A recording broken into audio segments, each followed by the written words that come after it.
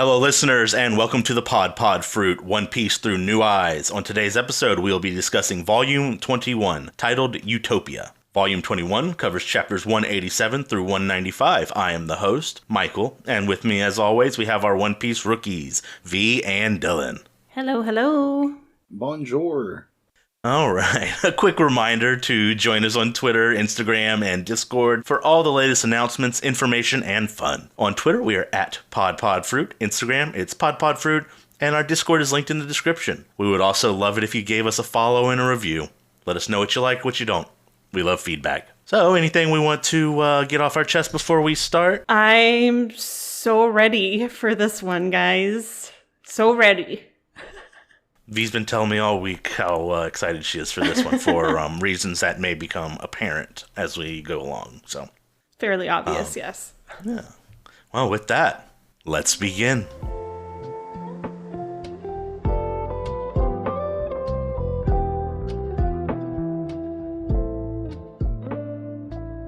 Volume 21 centers on the Straw Hats battling Baroque Works agents. Sanji takes on Mr. 2, eventually finding a weakness in his "oh come my way" fighting style. Nami struggles to understand her new weapon, the Climate Baton, as she fights Miss Doublefinger. She unlocks the baton's power and knocks Miss Doublefinger out with a massive wind attack. Zoro fights Mr. 1, where he learns to cut steel as he cuts through Mr. 1's steel body. Meanwhile, in the capital, Alabarna, the fighting between the Royalists and rebels continue. Crocodile unveils the next part of his plan to find a hidden weapon known as Pluton. So, that is our summary for 21, written by me. And today we are going to start off with V 187. Hell yeah, brother. Okay, so we're back. We're back in the intro image story. And I may starting to be swayed. Okay, I may be starting to soften towards Hachi, because my notes for this were, wait, is Hachi actually a sweetheart? Is he feeding that man out of the goodness of his heart? How do you still need to ask this question? It's like it might take me a little bit more to be like, is he really one of the good guys? But like, look at his big cheesy grin. Like, he looks so happy with himself and feeding the man. He's like, he's so ugly, he could never be kind. And I feel kind of bad for even having that thought, but like, that's kind of a trope in storytelling, you know, that like good looking people are good and bad looking people are bad. And this is forcing me to distance myself from that trope. And yeah, I might have to start to like him, guys. We might be getting there. A Hachi revolution has begun. Yes, exactly. So after the Usopp and Chopper versus Mr. 4 and Miss Merry Christmas fight, the volume picks back up with the rebels. And I couldn't be happier. I was so happy to be finding that part of the story again. And, you know, as we can see, things seem to be pretty dire. Page 4 brings us to Vivi, having entered the city herself and wanting to be taken to Chaka. I have to say that look of determination on her face at page 5 to me just says it all. Like, she's being asked, like, what the fuck are you doing here, basically? And she's like, take me to him. There's something I need him to do. Like, she is set. She's going to do this. She is determined. And just the way that she's drawn, like her eyebrows and everything, like she is focused. And she's going to do whatever she needs to do to get her message across. I have to say, I kind of like the way we're jumping from one situation to another.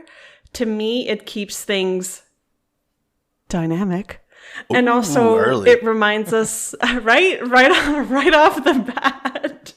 Listen, last episode, I think it took me like, I don't know how long to it took me to get to my first dynamic. Yeah. So now I'm like, listen, I'm just going to get it out of the way.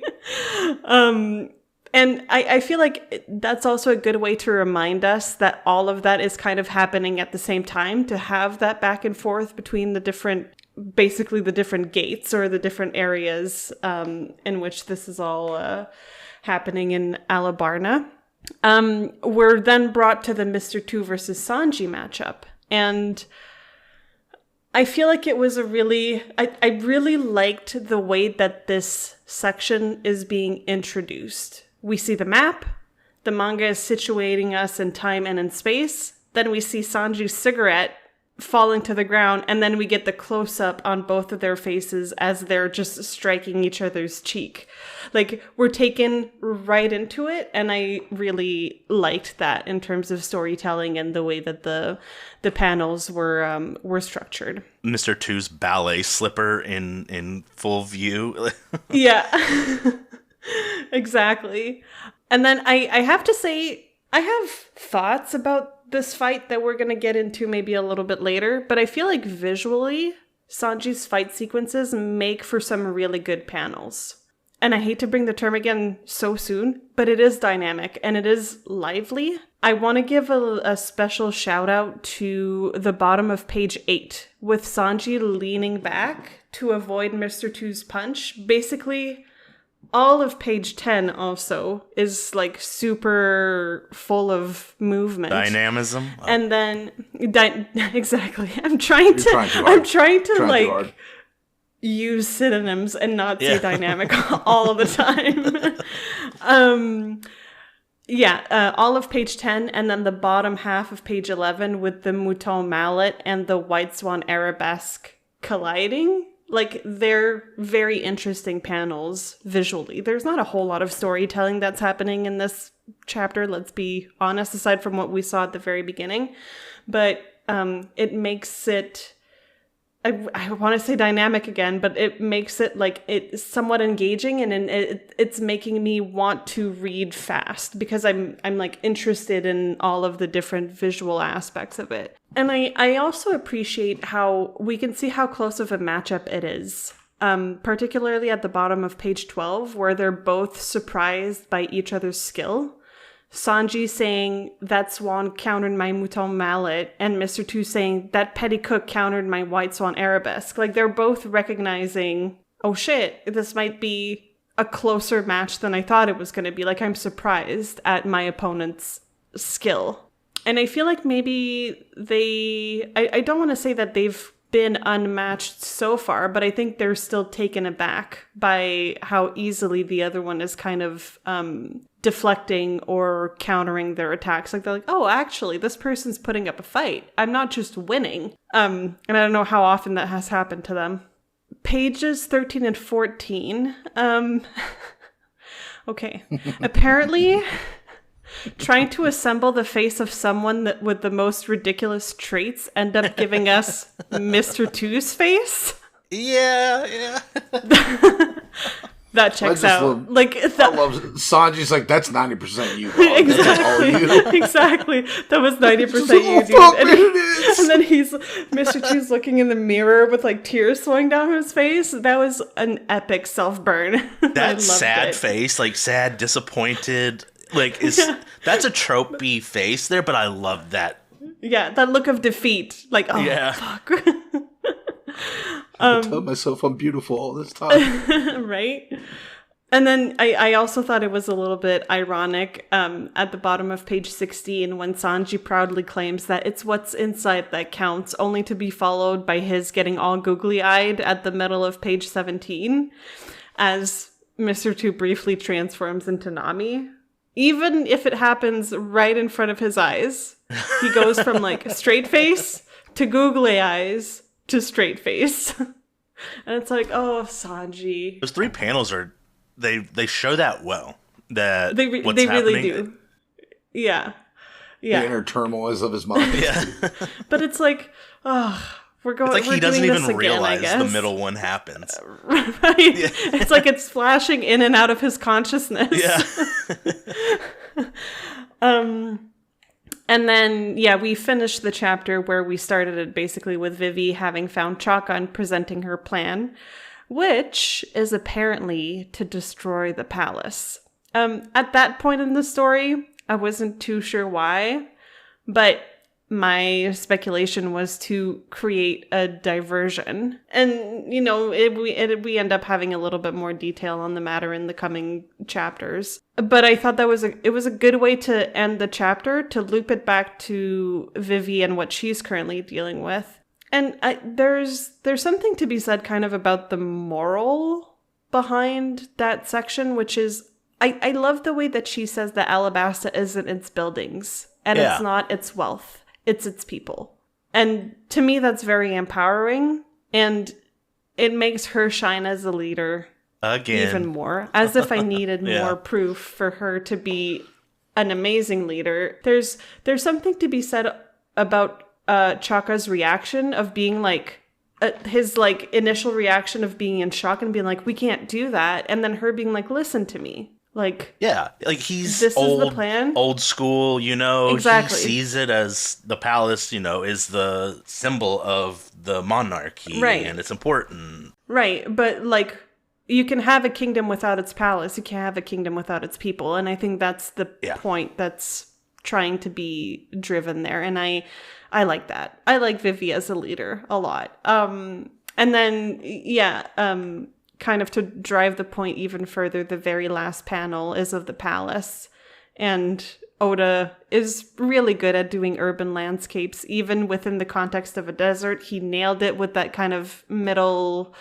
Eastern vibe a little bit. Absolutely. He's done great at that. But yeah, that's what I had for 187. Dylan? Yes. And cover issue is Hachi again showing his golden heart. Never thinks for himself, always thinking of others. What a lad. But the opening scenes are really really fun. A lot of action going on. And what I can say from this whole chapter, seeing the cityscape, I like the cityscape a lot. Like especially on panel 4 when Vivi's running up to the guard checkpoint.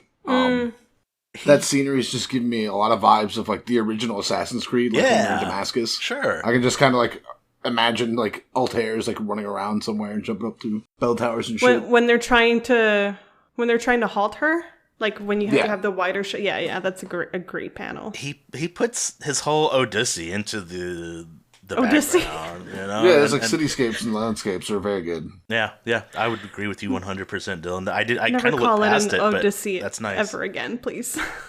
I might have to. I'm sorry in advance. And then I like how like the opening of Sanji and Swan's fight is Sanji's cigarette Yeah. hitting the ground, and then it cuts to the both of them with their feet in each other's face. Yeah. Good way to open up the fight. Like you're saying, they super evenly matched. And then I will say one thing that confused me is the Come My Way karate drunken swan soiree. Like they keep showing that like a little tied up parcel, and it's like what's the deal with that? I don't know. I don't think there's anything to do with it. I think it's just there, and it's like that's all you see of it. And it's like what? It's in the panel. Yeah, I it's see it. I shown see it, twice. but I also But also the swan in the background of that, where it's like it's got the tie on its head, like the stereotypical office businessman getting shit faced. Yeah. at the Christmas I have a party. tie. I'm gonna put it on my head. And then seeing them kind of like each of them rattling off like their big moves, and the other one blocking it and throwing their big move back is a lot of fun action. Yeah, and just real quick, I feel like it's kind of rare that we see two opponents so evenly matched. Like, I feel like most of the time I get kind of an inkling of who's quote-unquote better or more powerful than the other, but until we get to the end of that interaction, it is like head-to-head the whole time. You'll get a lot where it's like one person has the upper hand and then it switches back. Yeah. Yeah, I'd say for the most part, it's been the good guys have been getting their ass handed to them, and then they dig deep and then win the fight. Yeah. Right. Whereas this one, it's just like, damn, all one has to do is just find that split-second opening to win the fight. Yeah. And again, the whole, I'm going to make the weirdest face possible, and Sanji just deadpan staring at him for 2 panels, like, bro, that's just you, dog. Just be like, oh my god, I'm so ugly. And there's the fun thing I love, he takes Usopp's form. And Sanji kicks him right in the face. He's like, how could you do that? It's your friend. And then you get the line from Sanji. It's like, it's what's inside that counts. And then Nami. fucking Mr. 2 is like, has a Luffy moment. It's like, the inside, he's so cool. Yeah. Of course, his weakness is found out. Women. And I like Vivi's strategy, because I'm just kind of breezing through a lot of I like Vivi's strategy where it's like, look, they're all tangled up in combat. The only thing that's even going to tear their attention away is we blow up the palace. Right? It's the only way to get everyone's attention all at one time. That's all I need. So it's a gamble. It's like, all right, this is a big risk, but it's the one I have to take to hopefully get through to somebody. Right. And then you can always rebuild a castle. right? Yeah. Build it better. But yeah. With blackjack. And hooky. Yeah. I mean, blackjacks and rain. What's it called? Rain base. Rain dinners. Oh, yeah. Rain dinners, rain base. I'm going to call a casino something dinners. People eat at I'm still a little casinos, right? confused at this one. I mean, yes, What do people but- do at casinos? Eat. Buffets. Dinners. But yeah, that's all I got. All right. So, I want to say that Koza, at the very beginning of this, gets some badass points. You know, his guys are like, hey, man, the reinforcements are coming. And bro's just like, nah, come with me, actually. Like, that guy, he's trying to, you know, stay alive, and he's thinking logically. Because, like, nah, this is happening, and you should come with me, bro. And That yeah, no reminds fear. me of like in Band of Brothers. I can't remember. Lieutenant Spears. That's the one. In Band of Brothers, where there's that one fight scene. He's like, I need you to hook up with like Sixth Squad or something, and just hops a wall, runs through an active combat zone in the open, hops the other, and everyone's like, the Germans are like, what the fuck? He runs across, makes contact, and then he comes the fuck back. Oh, God. And when he comes back is when they start shooting. That kind of really gives that feel. I know I need to watch So Band thanks of for pointing that out. I Brothers. kind of skipped over that. Dude, you do. It's really good. I'd watch it with you if you ever want to watch it together sometime. Okay. It's a little heavy. It's enjoyable, though. I like that kind of shit. Then, at the bottom of page 6, I do enjoy the way that this fight's introduced. I kind of skipped over the cigarette, but you guys both brought it up. And yeah, you know, the cigarette is such, like, Sanji and cigarettes, Oda uses them well. Also back to Belmare, whereas like the cigarette being extinguished in the blood was like the significance of her life getting snuffed out. Well, in this, He I likes think it, it's... stuff like that. I think this is a little bit different, because he uses it almost as, like, a emblem of Sanji. Kind of like that's his calling card. Like, you know, That's Sanji shit's symbol. happening.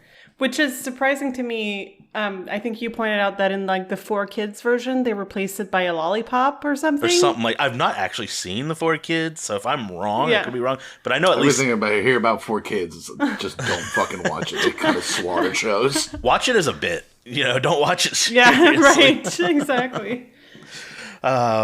But yeah, the bottom panels where they're both hitting each other is some really good dynamic introduction to the fight. And it reminds me of like the I can't remember which Rocky it is, but one of them like ends with like 2 punches being thrown and landing. So it was the anti-Rocky I wrote.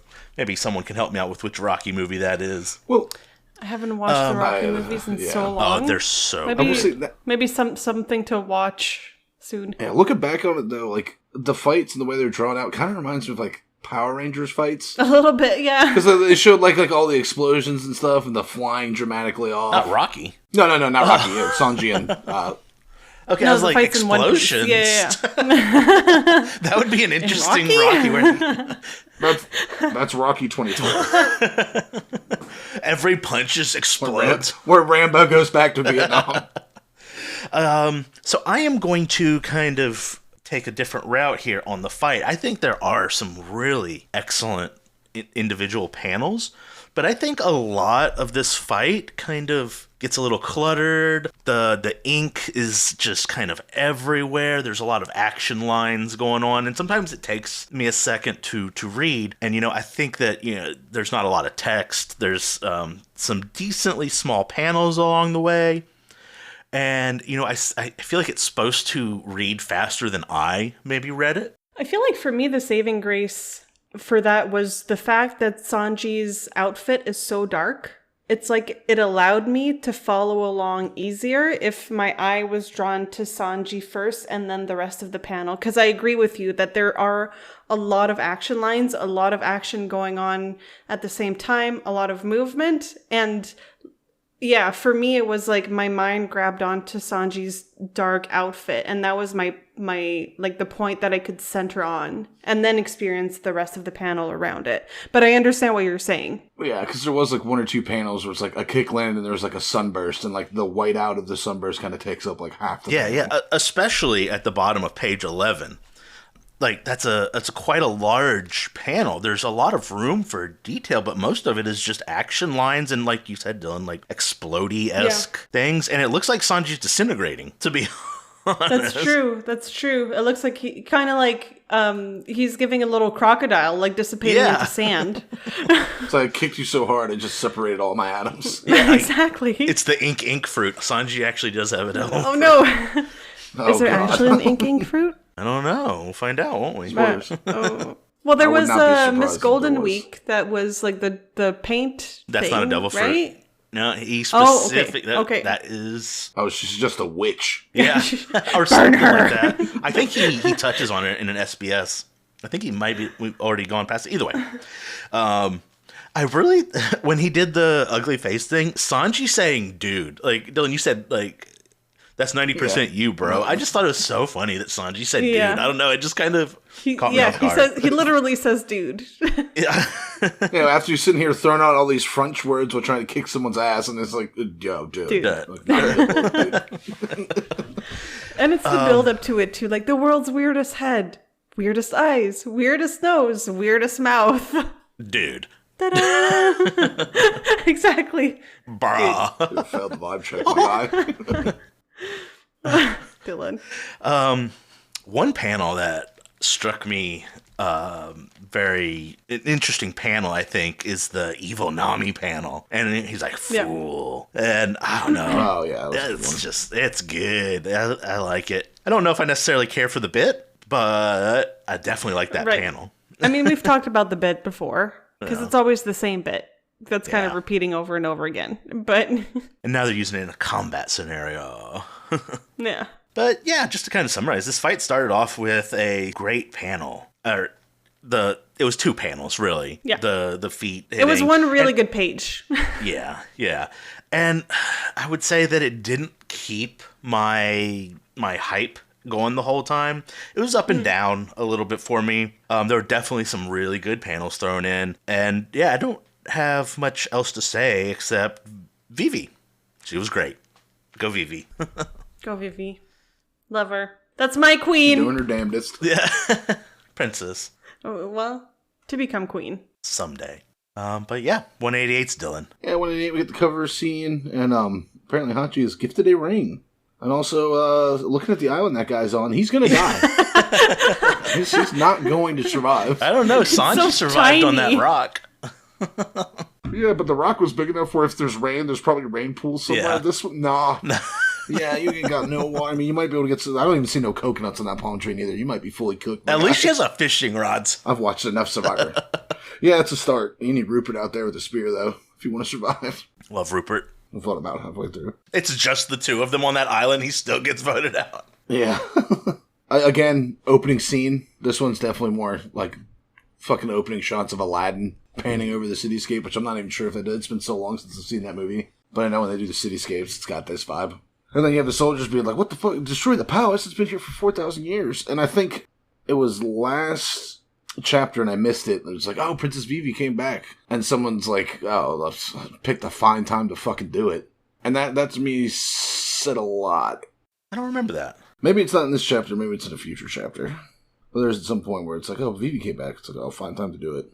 I remember reading that on my reread. Here it is. Page 18 of the last chapter. Middle panel. The road guard's like, it's Princess Vivi. Princess Vivi has returned. And one of them's like, she picked a fine time for it. Or it's kind of like what we were talking with, Listen, beggars can't be choosers. Fuck, what was the one captain with the knife hands and the creepy Meowbin brothers? What was his name again? Yeah, it was kind of like with him. It's like, oh, he comes back. Don't get him started. I was getting ready to say Karoo. I was like, no, that's not it. Two very different characters. Actually, I don't think they could be any more different. With two similar of names, so I apologize. True. Don't apologize. But it gave me the vibes because like with that scenario, he came back. He's like, you're all useless. It's like, right. You're all useless. You failed. And it's like, well, fuck you. No, you're not in control anymore. It's kind of giving a little bit of those vibes. Or it could have been a broke work agent undercover, just trying to stir the pot and the discontent and whatnot. And the Royal Guard is like all against her because on top of 3, they're all saying, don't listen to her, Chaka. The king would never consent to such an outrage. And then he has a flashback. It's like the people are the kingdom. And he's like, you know what? No, this is exactly what the king would want. As you wish. Which I think that bottom panel of 3 is also super, super powerful. It's like all the guard are like, we're not, because the guard at this point to me is saying, we don't follow the princess. We follow you. Chaka, you're the one who gives the orders. We don't listen to her. And he's like, no, but I listen to her. Right. And it's Yeah. Like, power dynamic in play. Yeah. And then top of 4 is Sanji getting stomped on. Which honestly... He probably is loving it. Yeah, I was going to say, this is probably something up his alley. And then here we go. We're getting some of the... Fan service? Nami fan service here, yeah. Fucking bricked up. I don't know. Feverish. Something. It's Mr. 2, so it's like, Well, it's like when he was doing it earlier. It's like, it just feels icky. it does feel a little icky. Yeah. Of course, she says, I feel like taking off some of my clothes, and Sanji immediately needs some help. And he fucking karate chops his heartthrob eye.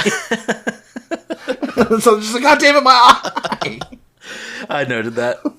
It's like, okay, this is definitely like, it'll be like, hey guys, it's like, it's some serious topics, but it's still a bit of a goofy cartoon. Yeah. And especially with Mr. 2, too. Mr. 2 definitely has that kind of more cartoonish evil guy vibe to him. He's not to be taken super seriously, or like not as seriously as Crocodile, for example. Like, he's meant to be a caricature. Very much so. And the next couple pages, it's like, Sanji's trying his best, but he keeps switching over and kind of kicking his ass. Mr. 2 is kicking Sanji's ass? Yeah. And then we see Oh Come My Way Karate, Memoir of That Summer Day, which also super goofy attack name. Wonder what happened on that day. Apparently something sad, one would assume. But, and then Sanji seems to notice something. If you look at the top panel, you can kind of also see that, like, when he starts calling out the move, he's no longer looks like Nami. He's back to Mr. 2. And Sanji sees that, and he kicks off with a Jobast. Jou? Close. I got a note on that later down the line. And then Sanji, I found the flaw in your power. And he's like, what? I have no flaw. And then he kind of lays it out in like the bottom panel. Eleven's like, what's that? I can't hear a word you're saying. I can hear him be like, how presumptuous.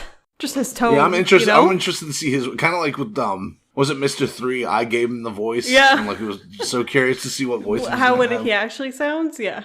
Yeah, so I'm a little interested in that as well. I like how Sanji sees that, and it's like, yeah, I got you pegged. I'm pretty sure he wouldn't mind getting pegged, I mean. As long as he's using Nami's face. I was talking about Mr. 2 getting pegged. Oh. But, you know. No, Sanji's like Anyway. aggressively straight, I think. Yeah. Even, Odo even went over to the SBS where it's kind of like, this is weird. I don't like the way the question was worded, and I don't like the way you had to word the answer. And then we get to see the ultimate karate move, a prima ballerina. With them fucking gaudy ass fucking shoes. They're cute. I know. Like, it's like, it reminds me of, like, have you ever seen, like, the cowboy boots that are, like, with the ridiculous, like, long curled toe on it? Yeah. Except now they're literal swan heads. I can tell, I've worn plenty of ballet slippers back in my day. None of them had swan heads on it. I don't know if it would be conducive for Nope. dancing.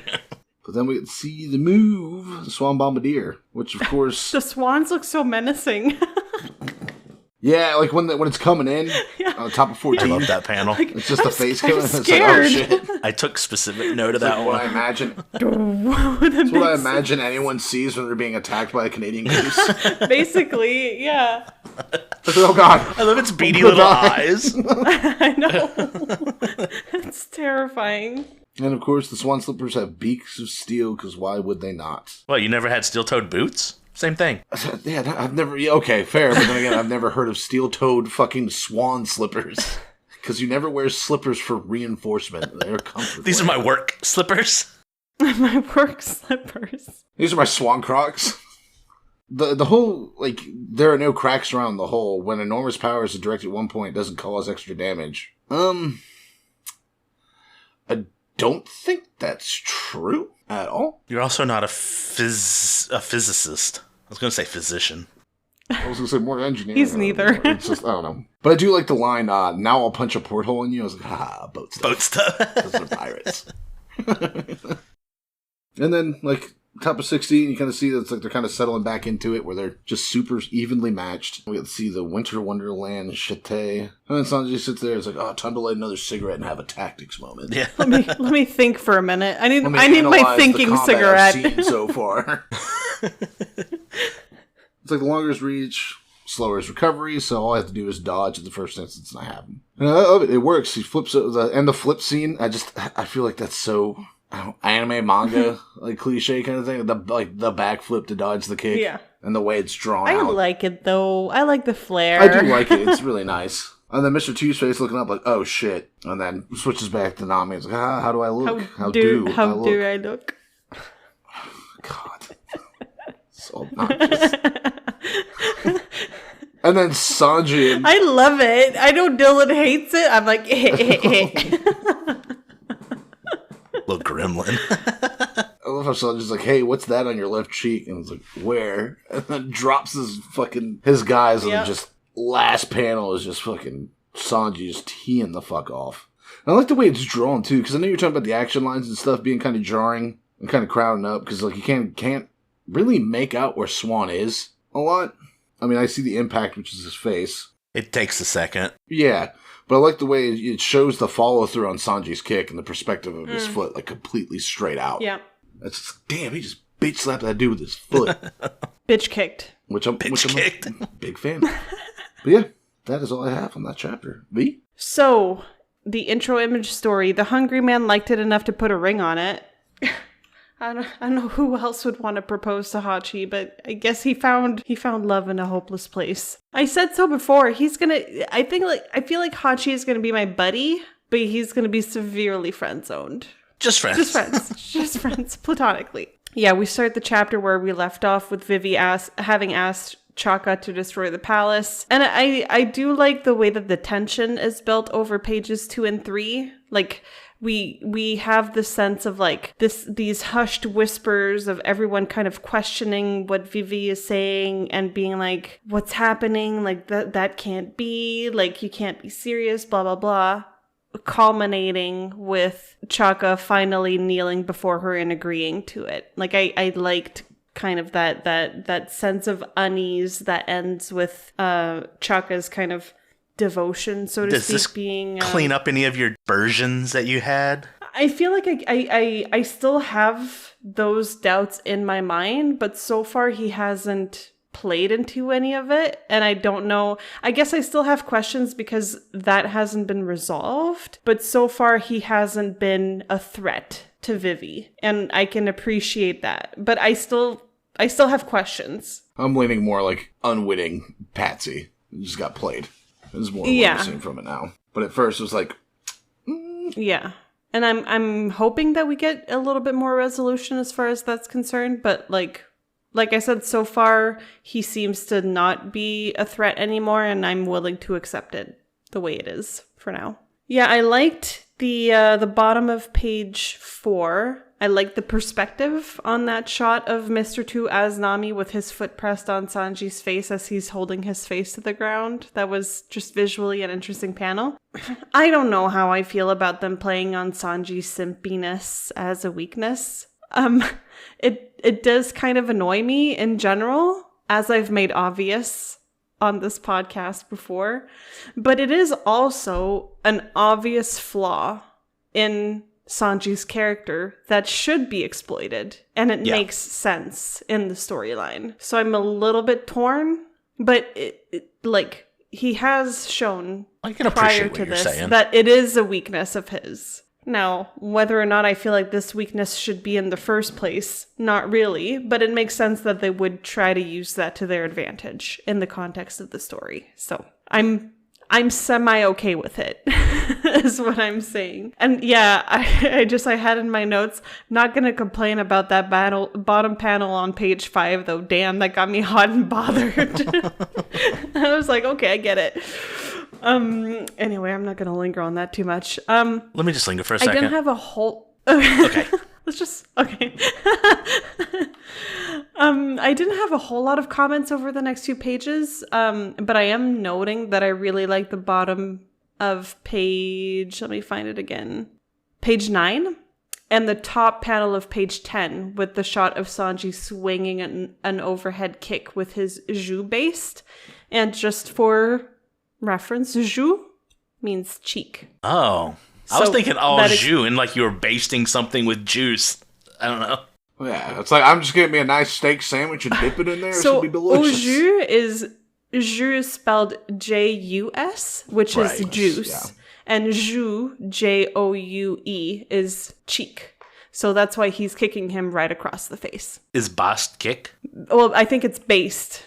Oh, it's literally cheek based? I think it's just cheek based. Okay. Okay. Because bast isn't a word in French. So, okay, I noted. Bottom of page 12 is Loki out of a horror movie. His feet turn into swan heads. What the heck?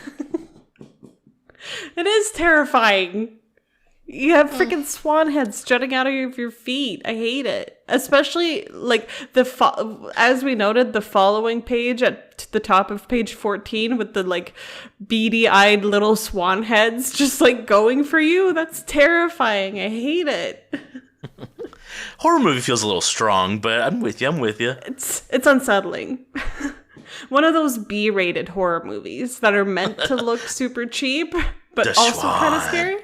Oh, a horror movie with swans or geese or something as the antagonist? Okay, so there's this movie called Birdemic, okay? It is the B-est B-rated horror movie of all time, and I need you guys to watch it just for the meme. It's called Birdemic Fear and something? Wait, it's a real Fear thing. and Birds. Birdemic Shock and Terror. It's a 2010 B-rated a la Sharknado horror movie. And it is... Was it like a remake of the movie Birds? It's meant to be a parody of that. It is... Anyway, I will put I have that no on the words. to-do list. Yes. So that's kind of what it reminds me of, okay? Yeah, so again, I don't have a whole lot to say for the heavy fight sequences. I tend to kind of move through those fairly fast. I appreciate them for what they are, but I don't tend to focus on them a lot. I'm a more like, let's get into our emotions and into the heavy lore dumps, blah blah blah. But I still like them for what they are. I just don't have much to say about them. As Dylan noted, nice shot of Sanji lighting his cigarette at the top of page 18 as he kind of strategizes and explains that the longer Mr. Two's reach is, the longer his recovery time. I thought that was interesting and it makes sense. And the chapter ends on a high energy attack from Sanji, which is Boss Coat Blast. And for reference, Boss Coat is essentially the Chuck Short Ribs in American butchery. So we're referencing butchery. And that is why I terms. invited you to join me on this project. I am happy that I can come in with my French knowledge once again. Love it. Happy to provide whatever culinary / French knowledge I might have up my proverbial sleeves. But yeah, that's what I had for 188. Mikhail? All right. Again, I asked you about Shaka. Without revealing too much, I wonder if he's just not really that good on his own. He seems to really need the king. Someone to follow. Yeah. I mean, that's what you want in, a public servant, I suppose. Someone who's going to listen to the directive of the king, unless, it's a bad king, but this king isn't. Nami on the bottom of page 5 was a very confusing panel. I mean, with it being Nami, of course it's incredibly sexy and erotic and... Bro, that's a dude. Yeah, but that's Mr. 2. And do I want to see more? Yes and no. Yes and no. And she says, they say, I feel like taking some of my clothes off, and just cue Hot in Her by Nelly. Yeah. Oh, God. So hot. I'm getting so hot. Sanji, need some help with those clothes. Also, Dylan, I didn't notice it until my second read through, but he absolutely chops his eyes. Like, bitch slaps his eye stalk. Oh, that's crazy. That's crazy that happens. Like, the gag becomes reality and it's interacted with. I mean, Like, I half expect him to smack it away with a badminton racket. I kind of like that when that happens. When, like, just a gag or a trope of expression just becomes part of the scenery and is actually, I like that. Again, there's some good panels for sure. The trope of Sanji in love, and all of that is... I think V kind of really recontextualized it for me in a way that I like, that, you know what, it works here. Do I love the bit? Nah, not really. But I actually, since you said that, I feel like I'm coming around on it a little bit more. Like, okay, I can live with it. This is fine here, but... I feel like this is maybe the first time that the bit actually means something. Yeah. Like, that it's not just... Canonically, Sanji's eyes can shoot out of his head. No. But it's like, it's the first time that it's not just a bit for being a bit. It's a bit, and it helps in the storytelling and in making him maybe a little bit of a weaker opponent where he would normally have his, like, full resolve, you know? Yeah, like, I don't know. right. I was a little bit more forgiving of it, specifically in this context. Boy, Sanji's like, ooh, cleavage. Yeah. I've never seen a woman before.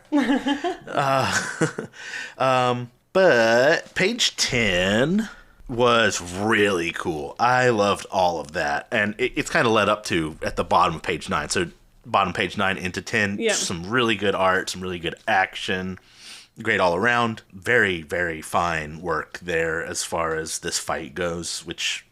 kind of hot and cold on. I was kind of speculating just to myself, why can't he use the karate with Nami's face? And then I realized that his whole body changes. You know, he has tits now and probably other things. And I imagine that being a master of martial art, if your body changes, you might not have the same kind of control, especially if it's a body that you're not using very often. Or, you know, just speculating on the interplays of karate and shapeshifting. This has been my TED talk on that.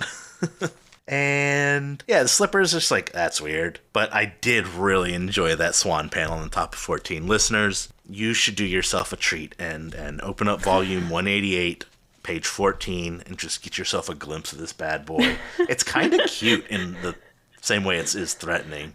In kind of a freaky way, yeah. Yeah. It's so empty. Cute, but deadly. And then when Sanji hits him with the, hey, what's that on your left cheek? And he goes for it. That's kind of corny. I mean, I get it. That's what they're building up to is this resolution. But, nah. This is very reminiscent of last volume. It builds off of what was set there, but I don't think it's bringing a whole lot in except for how Sanji's going to get out of this. It's not packing a whole lot of a punch for me, but just because they're kicking. Or at least Sanji is.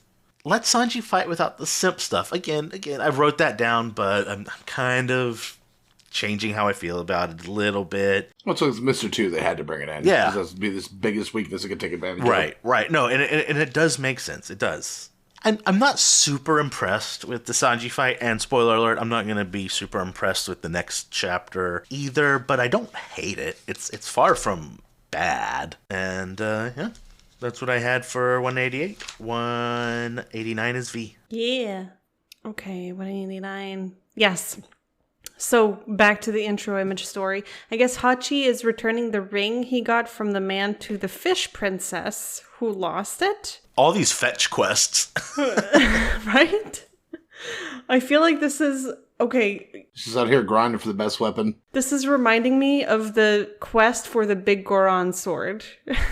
In Ocarina of Time, where you have to bring one thing to the guy, and then the eye drops to the turtle to the scientist, and not the turtle, the frog. But then you have to bring the frog to the scientist to the eye drops, and then that whole thing.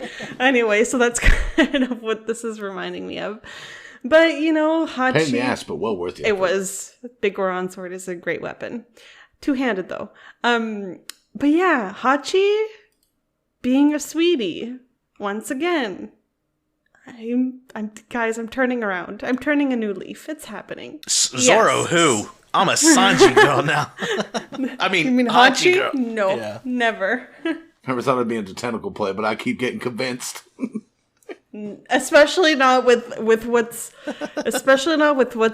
coming up in this freaking volume. No. No one. No one. Imagine if you had tentacles with crazy hair, though. No one. I kind of want to see that. Please, no. Don't ruin it. Yeah, I like the opening of the chapter with the panel of Sanji kicking the absolute shit out of Mr. Two's jaw, and he keeps going, and he's absolutely fucking relentless in his attack. Like, now he's seen the weakness. He saw, like, what his point of entry is, and he will not fucking stop. Let loose. Yeah. But at the same time, it is another good display of how evenly matched they are. Mr. Two meets most of Sanji's hits, and you can tell that they land. Sanji isn't completely owning this fight.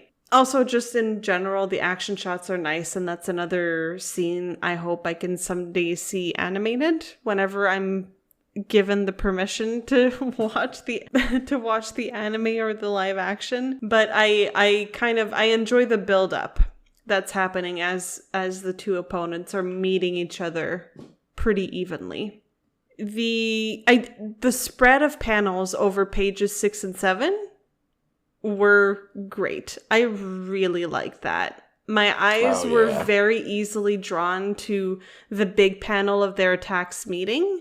Part of it is because there's no fluff or distraction around it. It's just them.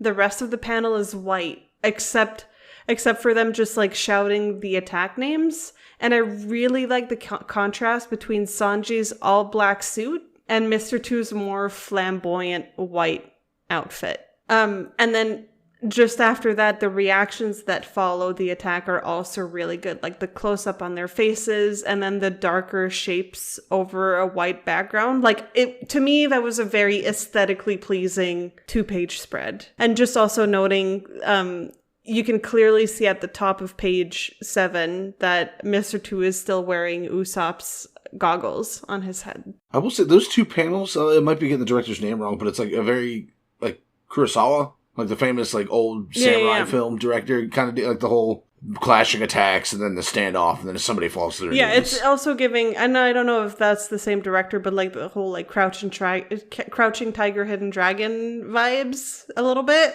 Oh, yeah, where they're just flying through the air and being hit. Yeah. God, I love Kung Fu movies. Aesthetically very, very pleasing set of pages here. Page 8 then follows that nicely as we see them collapsing. I'm kind of impressed that Sanji's cigarette is still hanging on the corner of his mouth. It is the second cigarette that he's lit in this fight, but still, I wouldn't be able to hold a cigarette in my mouth. And it's still lit. Not only is it still on his lips, it is still lit. Takes years of practice to lock that one down. So I'm not sure how I feel about Sanji sparing Mr. Two's life. On one hand, I can appreciate his humanity and him realizing that Mr. Two really just is a pawn in all of this. But I can't help but be a little bit scared that it might backfire. Mr. Two does seem touched by the gesture at page 11, so I might be a little bit too harsh. We'll see. And I feel like we have seen other Baroque Works agents kind of turn a new leaf, like Mr. 3 previously when he was spared. He had it beaten into him, but yeah. Yeah, but isn't it the case in this circumstance? That's also? You know what? Right. You know, so I'm cautiously optimistic, I guess, but still very much cautious in this case. He did say in the last chapter before Sanji, or when Sanji said it's what's inside that counts, Mr. Two was like, that he's so cool. Yeah. Yeah. Anyway, we will see. And the top panel of page 12 with the kind of the squares that tell us what's happening.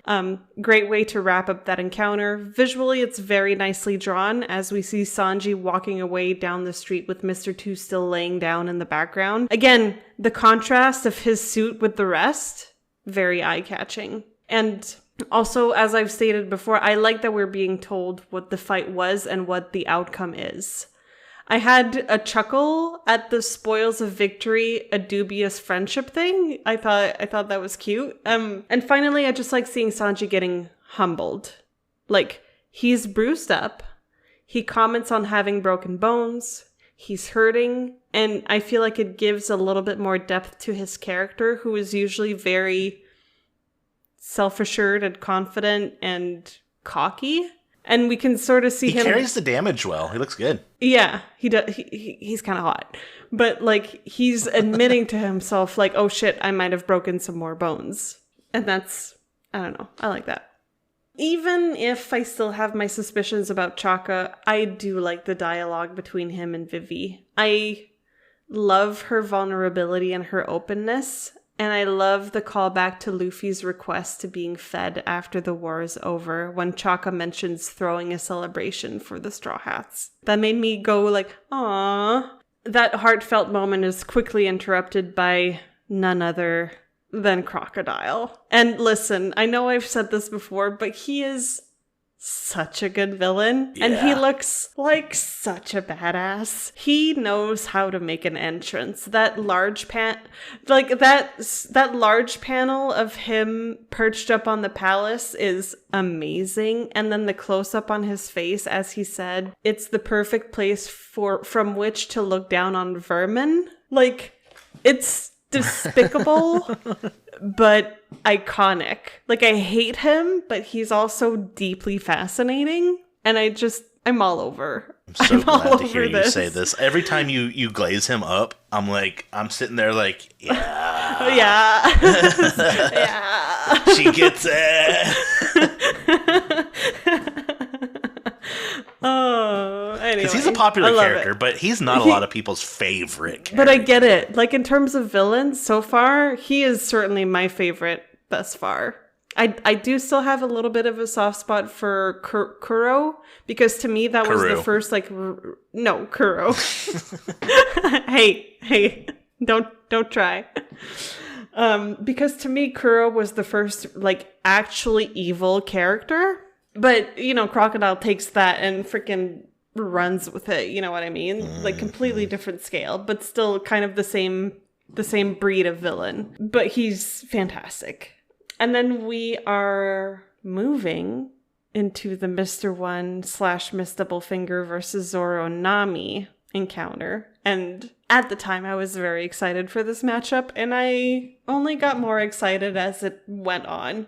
I like that shot of Zoro at the middle of page 18. I feel like he initially comes across as angry, especially with him saying that stupid girl is nothing but a nuisance. But I feel like he's actually worried about her. Like, there's concern there. And I like that because he does that with everyone. I feel like he truly cares about every single one of the Straw Hats' well-being, and he doesn't express it in the same way for everyone, but there's always genuine concern for everyone's well-being. And I don't know, this is... Just like Nami, he takes his babysitting role pretty seriously. He does. Yeah. He absolutely. He's just trying to herd the flock. Herding cats, I think, is a term I've heard basically. before.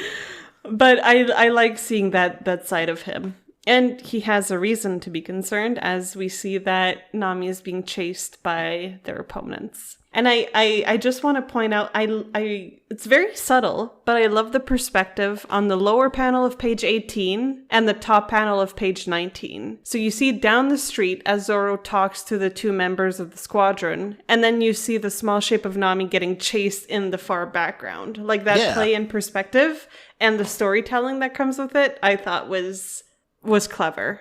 And then Nami's like, geez, what's that stupid swordsman doing? Like, he's right there.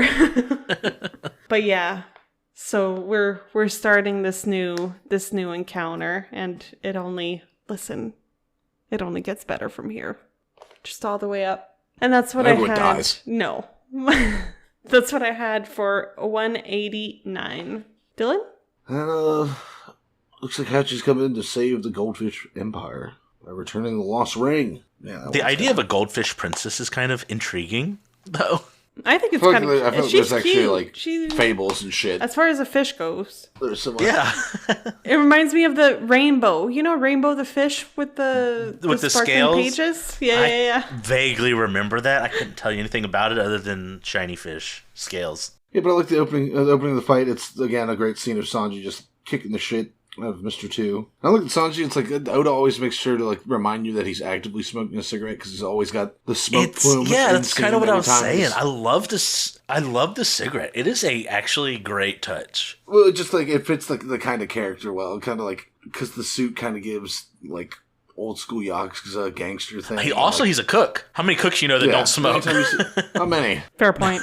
But anytime you see like old school Yakuza movies, it's like the guys are out there like chain smoking cigarettes and then get into like a hatchet fight or some shit. Literally? It's just it depends. There's so many like kung fu movies out that have that kind of theme where it's like, oh yeah, it's like the lower enforcer guys are called hatchet men because they just run around with hatchets in their suits and that's how they enforce. That sounds kind of badass. There was, I will say, Netflix for a time had a show called, I think it was called The Warrior, which apparently was a TV show concept Bruce Lee had started writing, and the whole concept of it is like a Chinese immigrant who comes into like early America and then just gets brought into like because like the whole Chinatown is run by like 3 or 4 big gangs and then devolves into a gangster show. But yeah. Anyways, but like the kick and then you kind of get to see like an instant transmission moment because he kicks him. Mr. 2 gets to his feet and then Sanji's instantly behind him, kicking him in the back. And dude, like a heel kick coming to like right at your shoulder, like the back of your shoulder blades.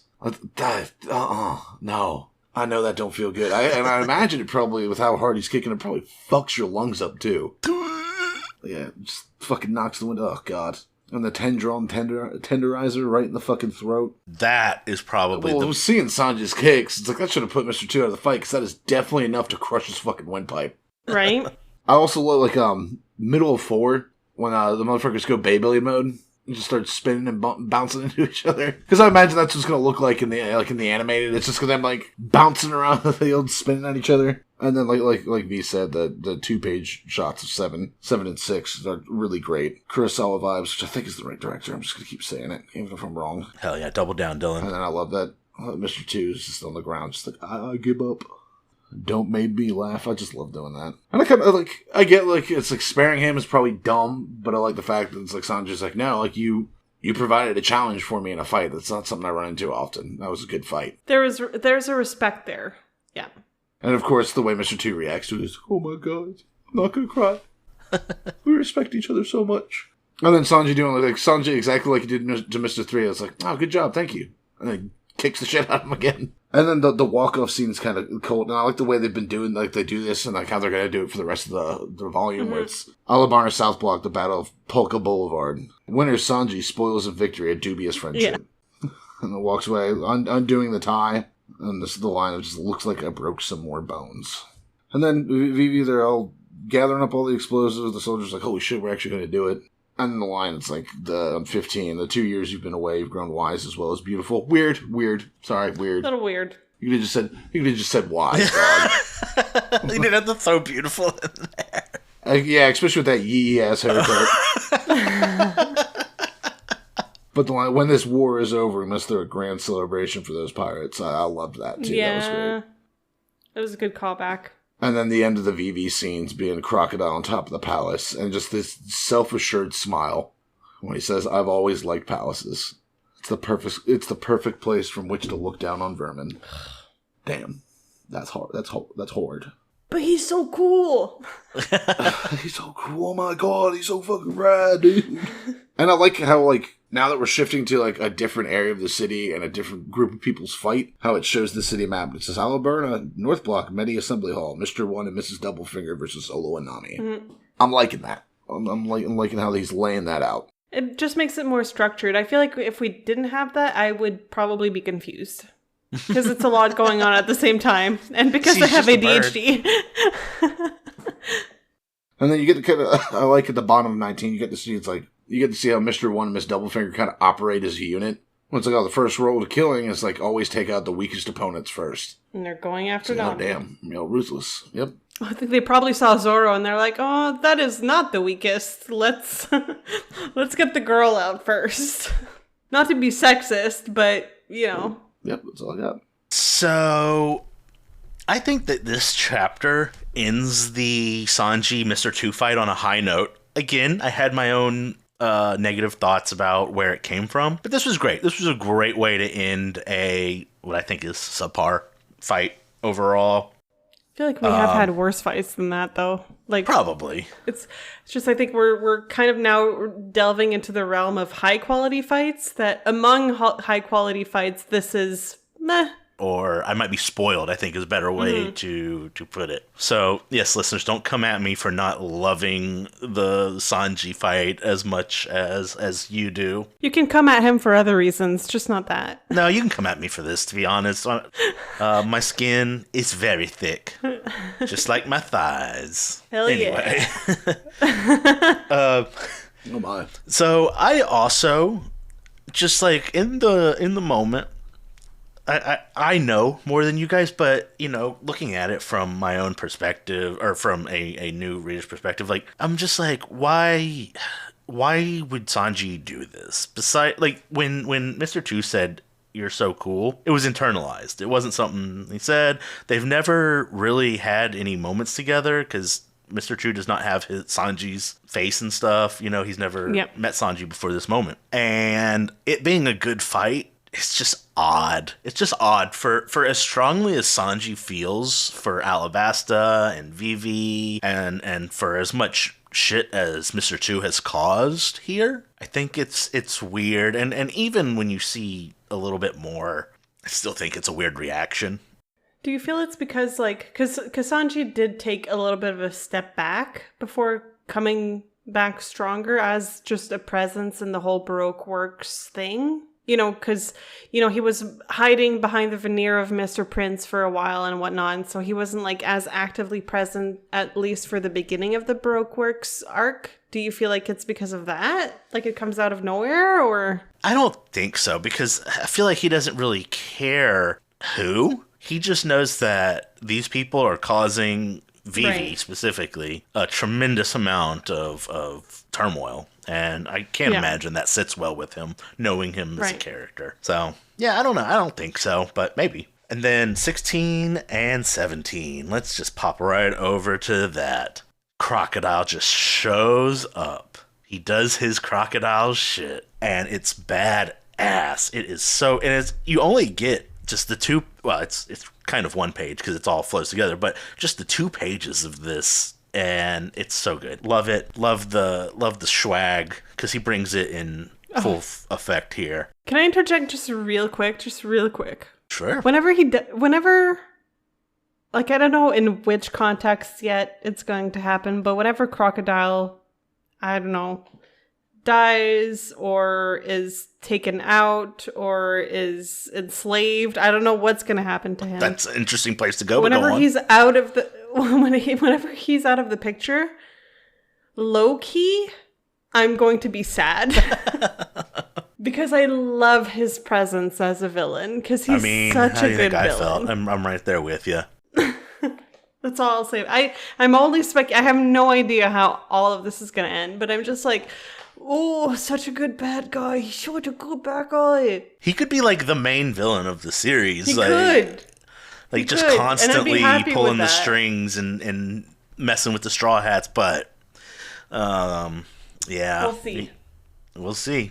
And then I on to the next battle. I like the way they cut to it. I like that they're giving us a little tasty taste here. Just to summarize, this was better than the last 2 chapters. I thought that this did more with the Sanji Mr. 2 than either of the previous chapters did combined. There were some panels that just did not land, and again, I feel like maybe it's the nature of them both being martial artists, that it's supposed to be quick, and I just think Oda is not drawing the panels in the most clear way when it comes to all this movement. Not to say that he can't, I just think he made some odd choices for some of them, but that's not to say that there weren't some amazing ones as well. I'm not casting any doubt on Oda as a illustrator at all. I can also only imagine how difficult it must be to draw these very, like, movement heavy panels. Right. But I understand, like, we've seen cleaner things from Oda before. We've seen cleaner, and they've been fast. So yeah, it's just odd. Yeah. And yeah, so I'm gonna, as we go through them, I'm going to kind of stack them up. So I actually like Usopp Chopper a little bit more than this. I thought it was really interesting. I thought it was really fun in a It was zany fun, way. for sure. Yeah. And this was a little bit more serious. I mean, even though Mr. 2 isn't really a serious character, but it didn't have that same uniqueness to it. It was a fight, had Sanji being a simp as a central part of it. So I would put this just below that. Chopper, Usopp, Sanji. Those are the two we have so far. And yeah, that's what I had for 189. 190 would be Dylan. Let's go. And again, Hachi apparently trades the ring for a harpoon now. Or trident. So yeah, definitely a trading quest. I don't know that this is going to... Either of you are going to get this, but back in the day, there was this Cartoon Network game. It was actually 4 games. They were all effectively the same basic concept, but it was like Cartoon Network Summer Fest or something. And it was all the Cartoon Network characters on an island, hanging out, doing different stuff. And the whole premise of the game was you find an item, you give it to the character who's looking for it. They give you something that somebody else is looking for, who gives you something that somebody else is looking for. And you're navigating this island. It had multiple screens, and I absolutely loved that game so much. Do not remember if that. anyone remembers that game, please reach out to me and say you remember it. Just give me some validation. I think he's lying. I don't think it's a real game. Well, I remember Cartoon Network for a period was very big with having online games on their website. Because remember there was like a Samurai Jack one. Samurai Jack? Sorry, I just have to say, I'm just going to say Samurai Jack, the theme, the intro theme for Samurai Jack, fucking Jack. hits. So good. It was Will.i.am. Will.i.am wrote that. Was it? No way. Yeah. Was that American made? I think so, yeah. But yeah, the intro certain. theme of Samurai Jack, look it up. It's Will.i.am from Black Eyed Peas. I would say that and Avatar are like the keys of like American animation. I would like to throw Justice League, the original Justice League cartoon in there. You might not think about it, but it actually had some complex storylines. Yeah, that one was great. I remember that was one of the things like I would always try and catch. I don't know if it was a Toonami showing or if it was one of the things like after you got home from school, it ran. But we get to see, we come in, Nami's getting gas, trying to run away. Mr. 1. And that's all Sunday, right? No, that's Double not Finger. Sunday. Double Finger. All Sunday is Nico Robin. Which awesome. That's a great James Bond name. Just throw that out there. Double Finger. That might have even been a James Bond. I'm pretty sure I've made a comment about her giving me her double fingers before, and I will make it again. Probably. Until I see her powers. After I saw her powers, I was like, ugh. I like it. I'm intrigued. Scaroused. I'm scaroused. Nah, it's giving too many teeth vibes, and I ain't about it. It's giving me death by snoo, and I'm okay with that. Go on. But it's just like, I like the fact that they're kind of like pretty much Michael Myers walking up on her. She's sprinting at a dead sprint, like, I have to get away, Meanwhile, they're just walking around the next corner ahead. It's like, what's up? It's like, oh shit. And she's like, oh, I'll have to fight. And then she sees him walking up. It's like, never mind, can't. And just runs away again. Very Usopp coded, that a lot. That's true. That is something Usopp would do. And then Mr. 1's like, nah, fuck this shit. And comes in and land a blow in the back of the head. But then we got Zolo in here to save the day. And the onomatopoeia that is used is very important. It's onomatopoeia of clang. Yeah, that tells us a lot. With steel on steel. Yeah. Which didn't pick up on, and then I was like... Wait a minute. Like, yeah. Because then you see, it's like, oh my god, the comb broke vertically. It's like, now broke. No, that was the sound of a sword. And then you find out, it's like, I ate the diced fruit. I am a human sword. Yeah, how does he talk very like this? I would assume super monotone. Yeah. It's like, I am a human sword. No swordsman could scratch my flesh. Flesh. That's kind of the vibe I'm getting from. Because it also gives me like WWE, like anti-hero vibes I get too. that. It's like, I'm here to tell you, brother, that no swordsman can cut my skin. What are you going to do when Dice Mania comes for you? Dice Mania! Oh, Dylan. But then, this is cool, this scene right here, because you did show us the opening episode of the live-action anime, which didn't have any spoilers, except for maybe we get to see the interaction where Zolo is offered to join the Baroque Works. That's true. And now I believe this is the first mention in the manga. It's like, oh yeah, like... I think it was mentioned in passing, like, one time back in Little Garden or something. Or maybe even Laboon. Maybe. It's like a few years ago in East Blue, you'd also turned down an offer to work for Baroque Works. You're the pirate hunter that took out Mr. 7, right? And I love, of course, Zolo's cocksure smile with the line. It's like, that brings back memories, but it wasn't my fault. You guys rejected my conditions. Told your agents I'd join if I could be the boss. I love him so much. Please give me your babies. Put some babies in me. He's about to commit felonies and start poking holes in condoms again. That's what I said last episode, I think. I stand by my statement. Don't arrest me. That's incriminating. It's a literal fictional manga character. This pod fruit episode right here, officer. Anyways, and then the cockshirt's like, the cockshirt line at the bottom of that page is like, do you have a new offer for me? Of course not. Being an interest, being a job, being the boss would be an idiot job. Only an idiot would want that job, whatever. And I'm kind of liking the action scenes of this fight, because I'm probably going to end up skipping a lot through it, because a lot of it is just... Because I like the way Oda's drawing Mr. 1, because, like, the way he's drawing him is, like, you get to see very much, because, like, you see the Hamon on his arms. It's showing the cutting edge. Yeah. Which is super cool. Good word. Yeah. It's, and Hamon is created by placing clay over the edge. No. I think it's clay over the spine when you heat treat it, so the spine stays a little soft, but the blade itself stays hard. I've watched a lot of Forged in Fire.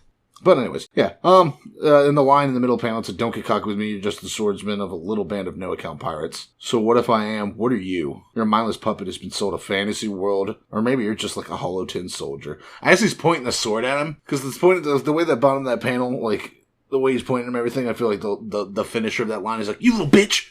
And then it kind of ramps up more of the badassness when Mr. 1's like Miss Doublefinger, and she's like, you want me to stay out of it? Whatever. Fine, go ahead. Have your fun. She's so hot. And again, like I was saying before, like, using the Hamon as a way to show, like, all where on his body those cutting edges are at is a really good detail I like. Because you can see on the way his fingers splayed out. Yeah. You can see. It's kind of body horror-ish, right? A little bit. Not as bad as, like, a biblically accurate, or biblically accurate angel. Yeah, her, all Sundays, flower fruit. Yeah, the Florida or whatever.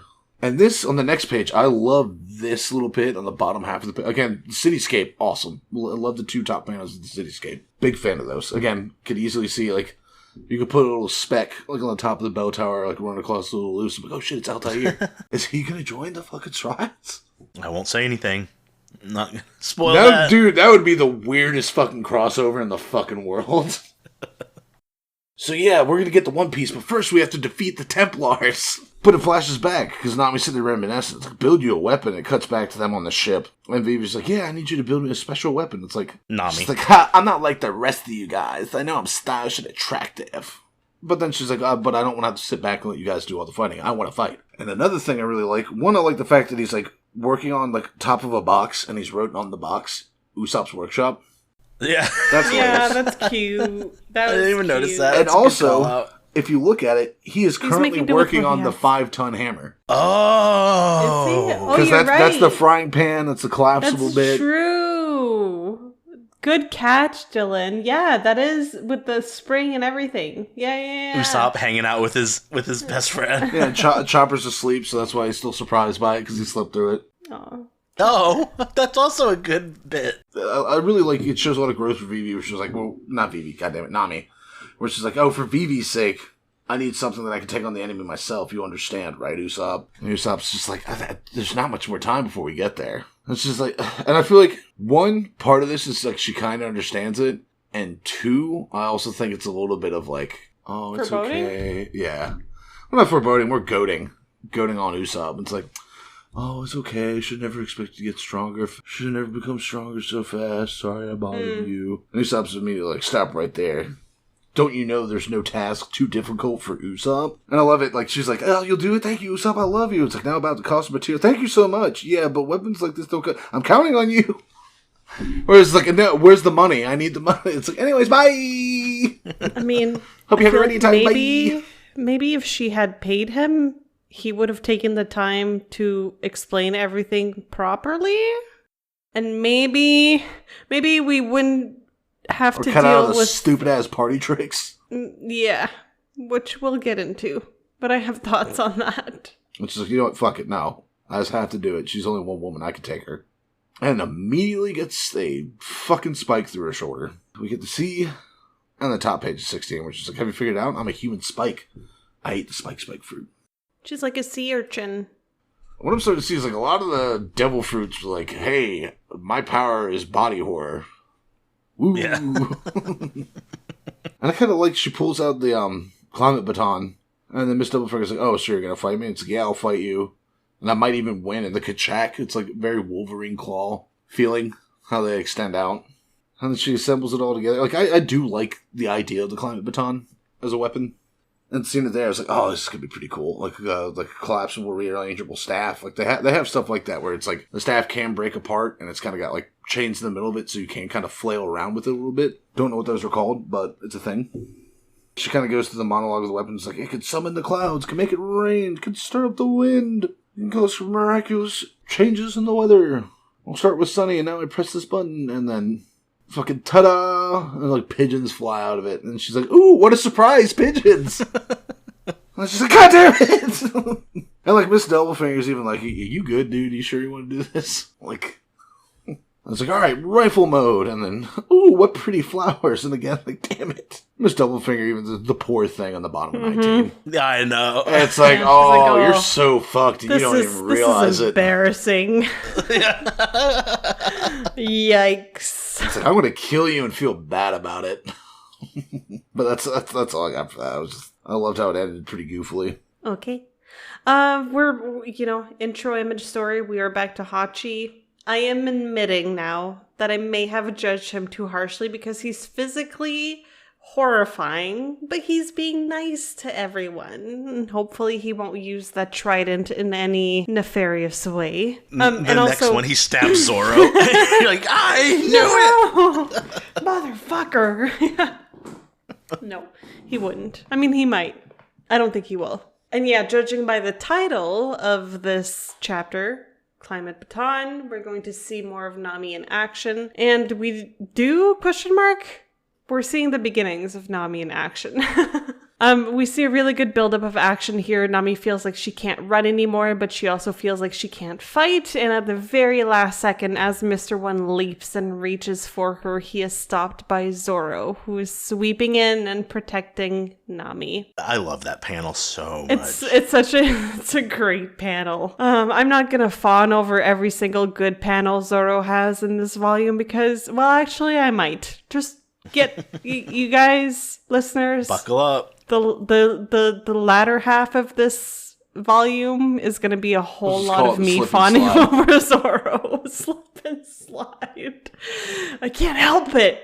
He's so fucking cool. Make sure you got your slip-resistant shoes on, ladies and gentlemen. Oh, yeah. Put your helmet on. You might slip and hurt your head. Anyway, where was I?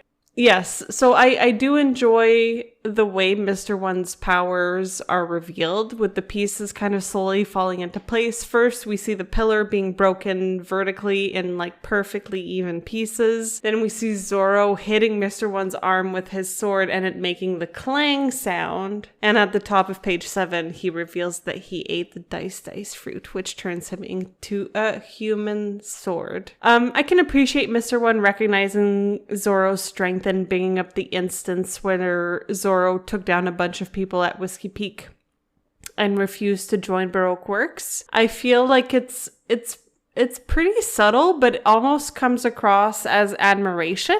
Like, I recognize your power, I recognize your ability, and you turned us down. Like, and that's it's a little flattering. There's a little bit of flattery there.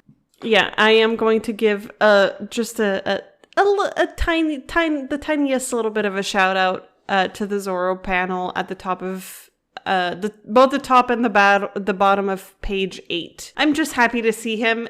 He's not provoking any sort of thirst at this point. I'm just happy to see him. Any chance I get to see Zoro in action in his element just makes me happy. Zoro spitting some hard truths at the bottom of page 9 when he tells Mr. One, you're a mindless puppet who's been sold a fantasy world, or maybe you're more like a hollow tin soldier? Yeah, maybe you're more like a hollow tin soldier. He's not wrong. Like, throughout all of this, we have to remember that Crocodile is in charge, and everyone else in Baroque Works is living in his world. Yeah, good point. So I kind of appreciate Zoro bringing things back into perspective, whereas maybe in that specific instance or matchup, Mr. One and Miss Doublefinger feel like they're in charge, but truthfully, are they really? No, they're not. They're only pawns in Crocodile's world. Yeah, so then we have the flashback of Nami going to Usopp and asking him to build her a weapon. And we had a brief discussion about that over Discord, and this isn't the first time we've brought that up, where I was wondering what kind of character I would like to see on the ship, and I was talking about a tinkerer. Clearly, this position has already been filled by Usopp, and I'm okay with that. I wish his instructions were maybe a little bit more clear, and I'm sure Nami can relate to that sentiment. Yeah, so I was getting dagger vibes from Miss Doublefinger's attack when we first see it at pages 14 and 15, but at the top of page 16, she then proceeds to explain that her power is that of the spike fruit. And I guess daggers weren't too far off, but that kind of clarifies things for me. Also, like, that top of page 16, that full body shot of her, ma'am. Please. She doesn't walk anywhere. She saunters. But I like the saunter. I appreciate the saunter.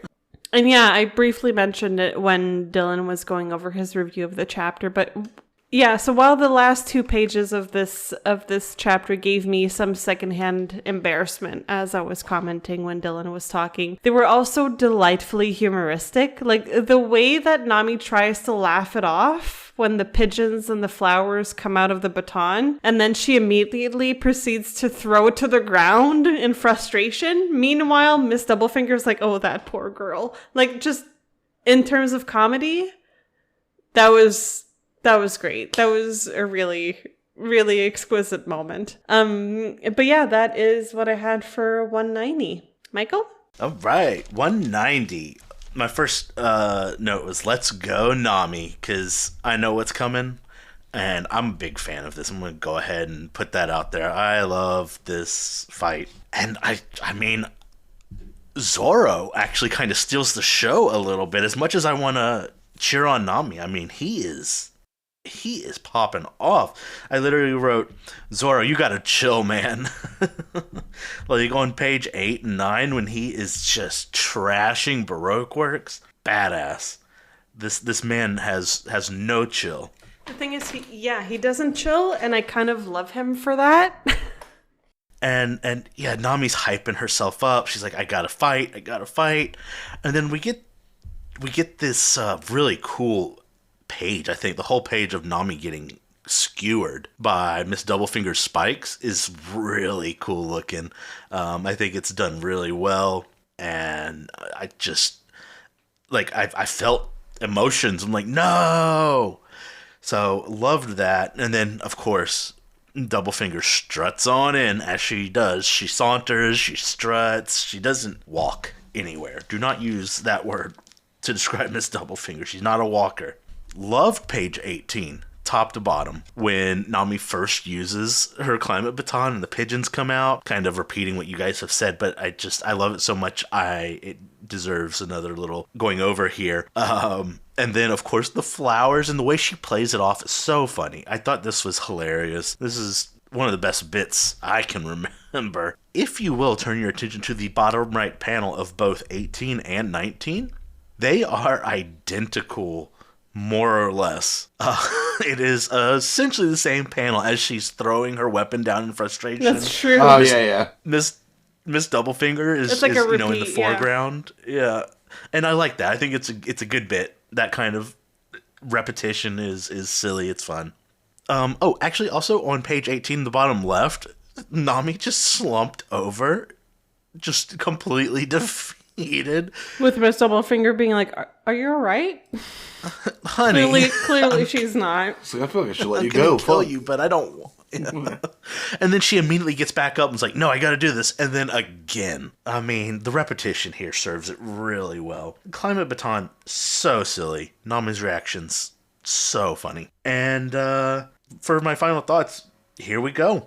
A proper chapter beginning to end. You know, like with the Sanji stuff, there was a lot of parts that I just did not enjoy, but I enjoyed every bit of this chapter. I thought it was fun, it was interesting, it was funny. Nami and Zoro are getting their matchups, and I think they're really interesting matchups.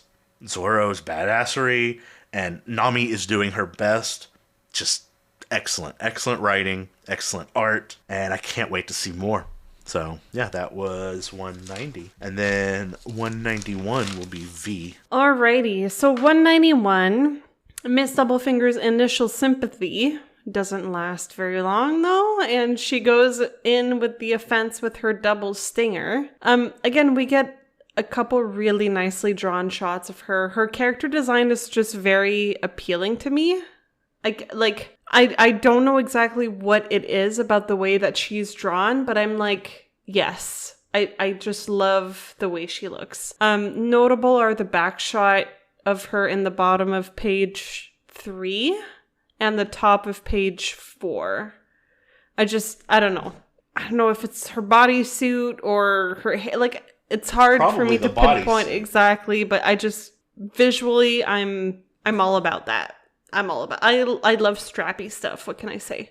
All of pages 6 and 7 were fantastic, both visually and in terms of pacing. Seeing her upside down with the spikes in her shoes keeping her up on the like bridge, so to speak. And then her transformation into her hedgehog stinger was great. Like, it was just really good. It's like I could see the movement of our eyes moving to her upside down and her falling.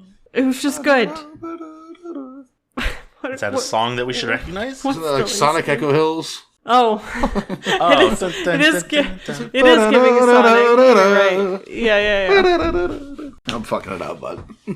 While Nami hasn't landed any hits, I still admire her ability to dodge and escape Miss Doublefinger's honestly constant and persistent onslaught. Nami's quick on her feet. Her tactic at page 9 is pretty clever because it's giving a little, because she's waving her like cloak or something.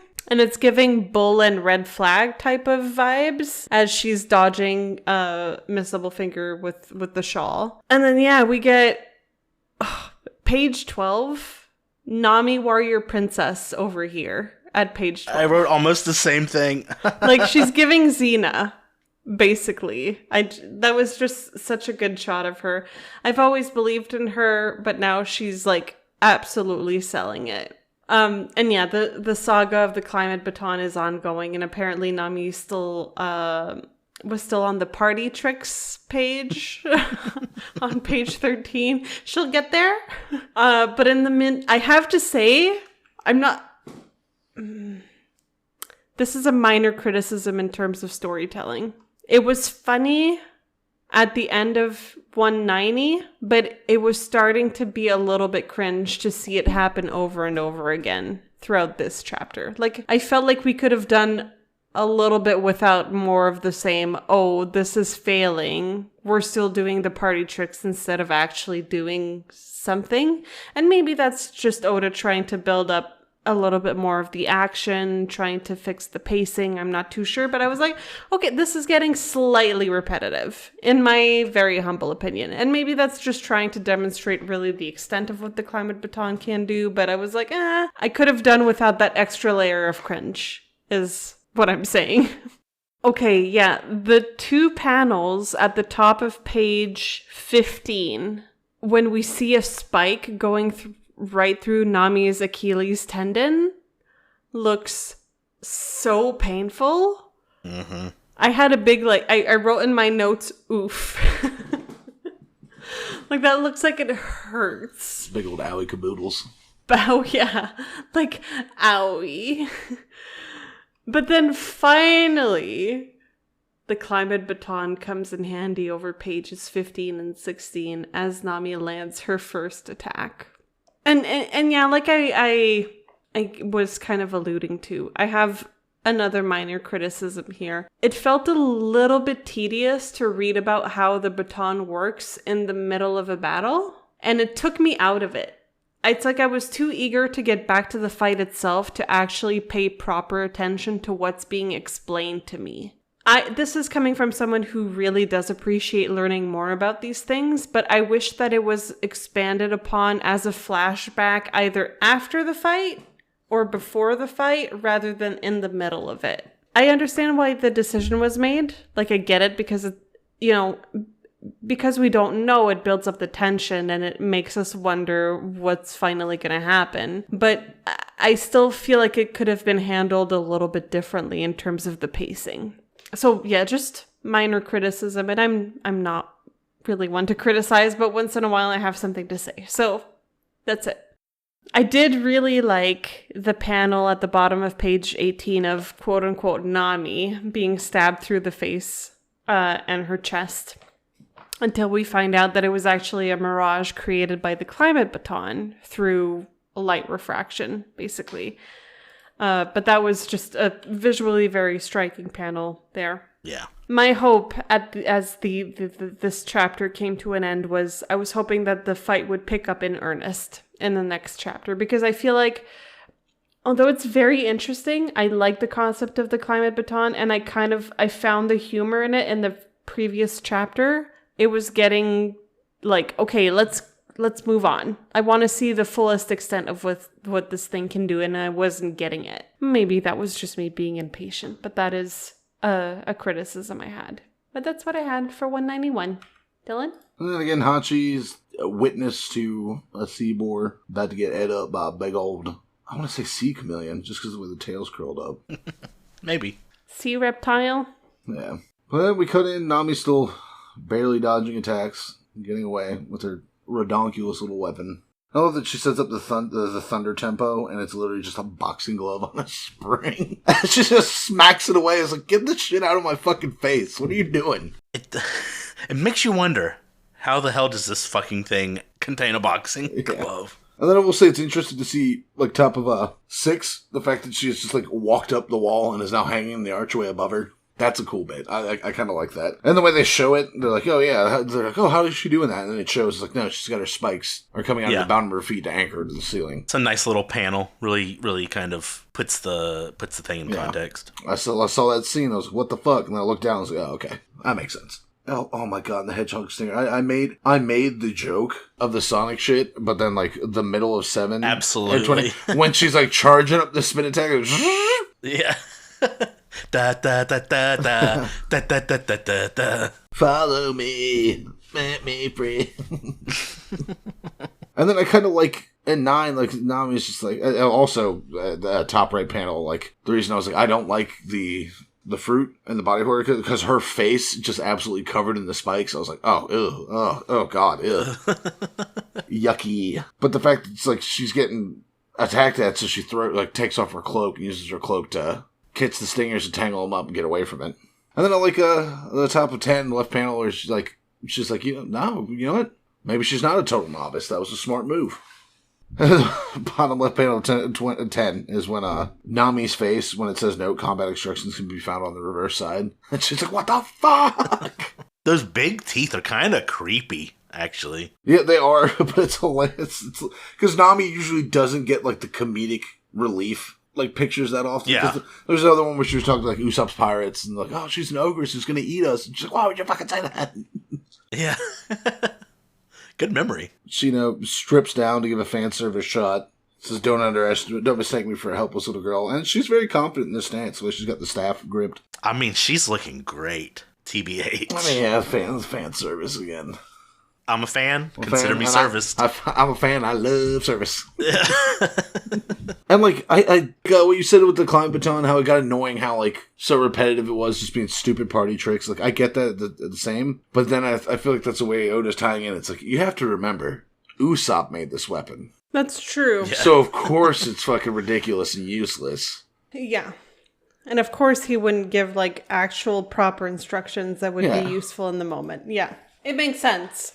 I would have cut through a lot of the fight. Once she figures out the fight, like, she starts using the baton well, and she's starting to hold her own. But, like, the explanation where she's like, oh, hey, the different air creates different temperatures, blah, blah, blah, blah, blah. Where he said that pulls you out. I feel like that's another moment to highlight how fucking well Nami understands weather patterns and how they actually play out. And that's more of it's like, this is why this is the perfect weapon for it, because it's hot and cold fronts. And she very much knows how to use, because like when we saw with Buggy's pirates, so it's like, oh, low humidity, little windy. It's like, that's a storm front coming in. They're going to get hit by it. And they get hit by it. Absolutely. I think both of you are quite valid here. She's like, oh my God, that's amazing, Usopp. And Cyclone Tempo is like a boomerang to be played outside with everyone after the party, even if its creator doesn't know it. I like that. And then I will admit, bottom panel of 18, where Nami just takes kill shots. Yeah. One right in the head, one in the throat, and a couple in the heart. And it's like, holy shit. As someone who knows the outcome, I was even like taken aback for a second. Yeah, I was like, holy shit. And then like, see. How are they going to hand wave this one? Yeah. Psych, she didn't die. She's fine. Turns out those spikes are like lightsabers that cauterize the wounds. And then we see it's like she has figured out she understands climate and storm systems so well that she's able to use the powers and properties of this weapon to create mirages. Fucking dope. I like that. That's really cool. Pretty OP. If you think, like, yeah, it could really come in handy. Now that she's kind of unlocked that power, it's like, oh shit, she could use that. And then she goes through her whole monologue. It's like, the base of the density and the difference of the atmospheric pressure. Yeah. Actually. And then at that point, like, Nami's just like, you know what? Fuck it. I have this fight now. I understand how this works. Let's go. Very good way to end the chapter. Like that. Yeah. Big step up moment for Nami. Not gonna lie. Yeah. And she's holding her own against a devil fruit user. And against one of the people that is like higher up in Baroque Works. Like, as Mr. One's partner. Yeah, that's something. Very notable. But yeah, that's all I got. Hell yeah. So, I do want to say, to start, that Miss Double Fruit, I have abbreviated her as Miss DF in my notes. So you can see how the confusion may come into play. I can see it. Okay, you have it. Her power is quite simple. You know, it's a classic kind of power. I make spikes. I go fast. I eat chili dogs. I'm Sonic. I eat chili dogs. Chili dog. My best friend is a fox. Yeah. He can fly. He also has a plane. But it lends itself really nicely. Like, the simplicity of it makes it easy to draw some really cool stuff. And yeah, I think I can't pick one panel in here where I didn't understand what was going on, unlike the Sanji fight. Right. Like, it was very clear. It was very straightforward. Yeah. Yeah, and it was drawn incredibly well. At the bottom of page 5, I just want to point out Nami cursing, like, Usopp's entire family, almost. That long-nosed fool, I'll curse him from the grave. Dishonor on you, dishonor on your cow. Yes, thank you. That's what I was thinking, but it was supposed to be a weapon. I mean, honestly, after, like, a boxing glove on a spring, I feel that. Yeah. I hate that man. I hate that. Like, if she didn't eventually figure it out, one could possibly assume that Usopp is trying to get her killed. Yes. I won't go into it because I won't go too much because you guys kind of nailed it, but the spikes walking over the walkway, pages 6 and 7, dropping down, spinning up, not only is it amazing, but yes, it's absolutely Sonic the Hedgehog. Mm-hmm.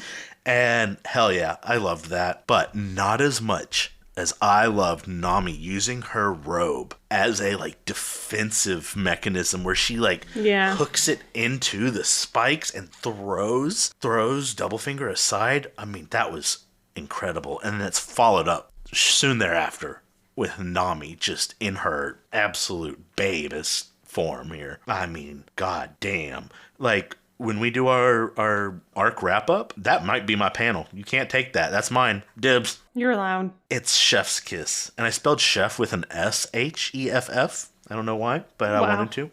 Sometimes I take creative liberties, and no one can judge me. You were that taken aback by everything that was happening. I couldn't even spell. No, I know how to spell chef. FYI.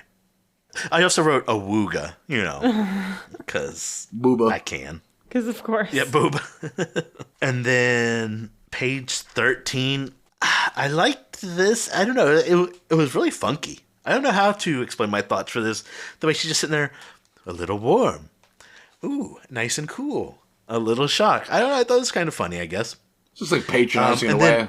Yeah, a little bit, yeah. And then, yeah, I'm going to go ahead and throw my cards behind Dylan here on the whole, is it lame or is it actually kind of funny and good? Not only is Dylan's counterpoint, I think, a decent one that it's Usopp and she's kind of figuring it out. I think it's fun to watch her kind of struggle through this. I'm not taking anything away from what you said, V, because I can see how it could be a little much, for sure. But I think Usopp's mark on all this is so funny. I did not grow tired of this bit, not even for a second. I do think there was a little too much text to it. I will concede that point. It was it was a lot of explaining. Wordy. Yeah. But loved it. And then page 18. I mean, come on. That is shocking in the moment. And then you realize, and then the explanation's like, cool. That is a cool fucking move. Badass. I mean, I can't remember a Nami moment, besides maybe some points in Arlong Park that were this fucking cool. Yeah, just summarize. Awesome chapter. Nami is shining bright. I don't have much more to say than that. I'm just gonna very quickly defend myself. It's not that I didn't like it. I feel like we lingered on the joke of it long enough in the previous chapter that maybe just the pacing of it was a little clunky for my taste. But I do understand why it was important to illustrate everything that was being told. As Dylan pointed out, the fact that it is Usopp that made it, that the instructions were unclear, that Nami is growing frustrated with it. Like, I get all of that. I felt like as we were changing chapters, I was hoping that we were changing tactics and it came back. You know what I mean? But I didn't dislike it. I was just like, Yeah, I think what you said is completely valid, by the way. Just kind of repeating it. But, yeah, absolutely. And 192 will be Dylan. So yeah, cover picture, tornado warning. Which I don't know why, like, tornadoes are like the one natural disaster that like scares the ever living shit out of me. Bro, tornadoes I'm on scary. the same page. But it's like where we're at, like in North Carolina, they're not super duper common. There's been two scenarios where I was in an instance where one where it did happen, one where it might have happened. Tornadoes are one of my biggest fears, Dylan. Because it's one of those things. I don't mind being vulnerable. It's like I live in an area where basements are not a vulnerable. thing. If one of these things come around, I'm fucked. People rarely die from them. Like, even in a bad tornado, you hear like 20 deaths. Yeah, but that's the thing. Like, it hits a house, it kills a whole entire family. Yeah. Okay, So we it's like not we as many people, can not but- talk about natural disasters. Two instances where there was one where I was driving around and I didn't realize, because like I was driving and a tornado had actually touched down like a couple miles away, like not very far, like in a trailer park, like maybe a mile away. They love trailer parks. Which they really do. And government taking out, yep. I'll tell you what, they're controlling the weather. But no, I was driving around, and as I was driving, I had a sunroof. I was driving a Volvo, and I looked up, a tree had started to come down, like as I was going under it. And the thing is, the brakes on that car were not great, so I was like, I have to just gun it. Like, I have to just floor it. And floored it, and like 10 feet as I was past it, it hit the ground. And I immediately, That's terrible. I was That's like, woo! And then immediately, because I was smoking at that time, I chain smoked like fucking 10 cigarettes, because my adrenaline was just through the fucking roof. And there was another one where it was happening in Charlotte when I was with my family. And like got a bunch of notifications on the phone. I was like, hey, we should all the spiral staircase to like the basement? We should all hang out there. Because like if it happens, Just for fun. There's one room I know of, like, because goes in the basement, has a couple windows, and then there's a storage space at the side that has no windows. It's like if it happens, we're going down there, we're getting in that storage room, we're holding out. But anyways, yeah, tornado's scary as fuck. Again, the opening, this is weird. I found this part of the opening of just them at the bottom of the steps. Of Alabarna, or not, Alabasta. Oh, no, Alabarna. Alabasta's the Alabasta's the continent. kingdom. Yeah. Yeah. And Alabarna's the city. Yeah. Like the cityscape, just again, like getting like Minas Tirith, Helm's Deep kind of vibes from it, just the way it's set up. Honestly, I'm surprised the rebels stood a chance against that fucking wall, that stairwell is just like a death trap. But it seems like, from what we've seen of it, seems like the Royal Guards weren't taking defensive positions at the edge of the city so much. Like, they had a paltry defense there, and then the main defense is focused on the palace. Yo, set those stairs on fire. They ain't coming. Yeah. Pour pitch down the fucking stairs, set it on fire, yeah. God, Jesus, talk about a medieval weapon that was just diabolical. Burning pitch or fucking boiling oil. Ugh. And I love it. It's like, oh, thanks, you got my goggles back, Sanji. You're the best. And then it cuts back, and it's like Usopp's like, wait, what the fuck? You broke them. These are the latest goggles from North Blue. Do you have any idea what they're worth?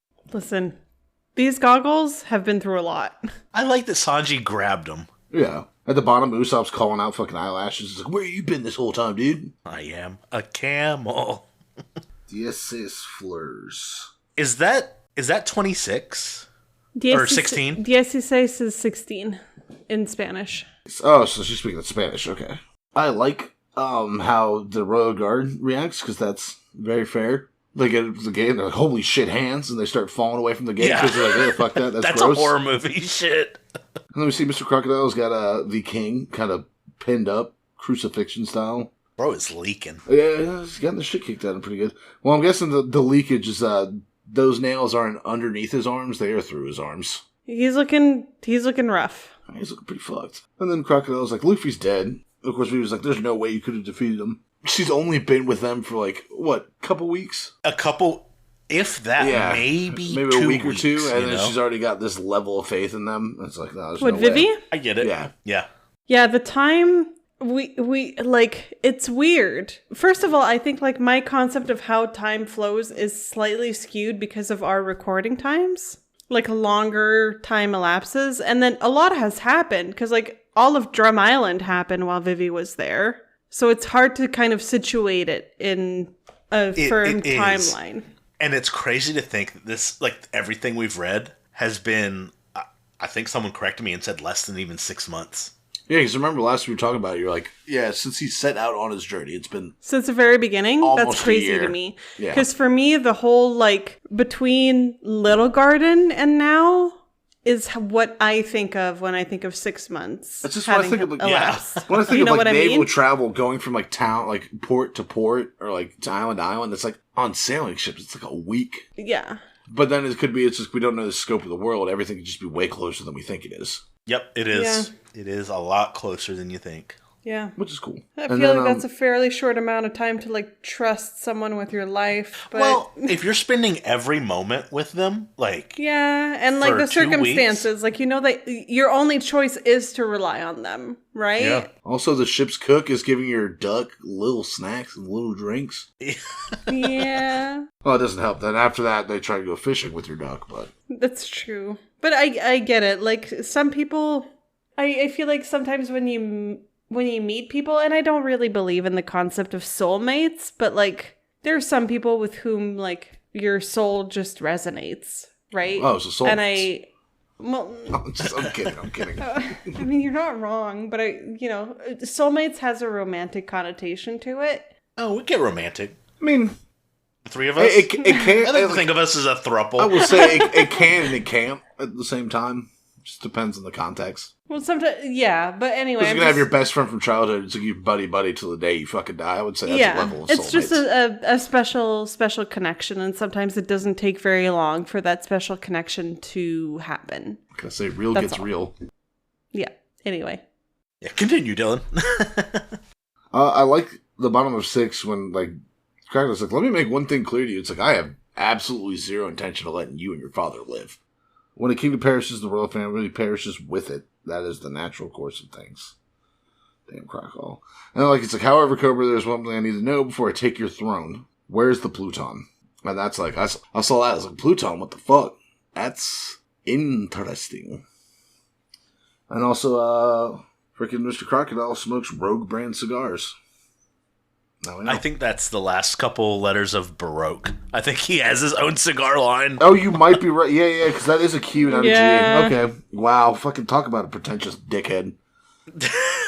I only smoke you my smoke brand of Starbucks? cigars. Alright, you fucking loser. Look, I wanted to feel special, so I made something that makes me special. You're picking on the wrong guy, Dylan. Whatever. I have water guns. You don't even have hydro pump? Shoot him with a water gun and then hit him with a real Dylan gun. could make a good Blastoise, to Right? be honest. Right? You calling me fat? No, I'm just kidding. No, I'm calling you powerful. Blastoise, he's an icon. Listen. I was always a Charmander guy. I'm not gonna lie. Always Everyone's fire a type. Charmander guy. It makes Brock a bitch. Well, yeah, being Charmander I was a is playing Pokemon Charizard on girly. hard. Yeah, for sure. But I'm just saying, you your first two gyms exude Blastoise energy. in a really good way. I mean, he has little guns sticking out of his back. And the guy likes water, you know, like, and like being like the sea. I don't know. To me, it's obvious. I can see it. So, okay, Dylan is Blastoise. He's flashing his piece I guess again. I'm going to be Venusaur. You got red hair. You could be nice I could be a Charmander, Charmander Charizard, and then you would be Venusaur Bulbasaur. Which I'm happy Bulbasaur is so cute. He's just so bulby and I want to give him kisses. Okay, anyway, we've determined which Gen 1 starter all of us are, and now we can move on. Now let's do Gen 2. I'm joking. Cynical. Dylan, stop. Don't even start the conversation. Okay, no. Stop. You would be Chikorita for sure, though. Okay, you would definitely be stop. Chikorita. I would. Michael, you would definitely we're be done. Totodile. I'm sorry, you would definitely be a Totodile. Michael is 100% Totodile. Okay, we're not going to do Gen 3. I can't even remember Gen 3, to be 100% honest with you.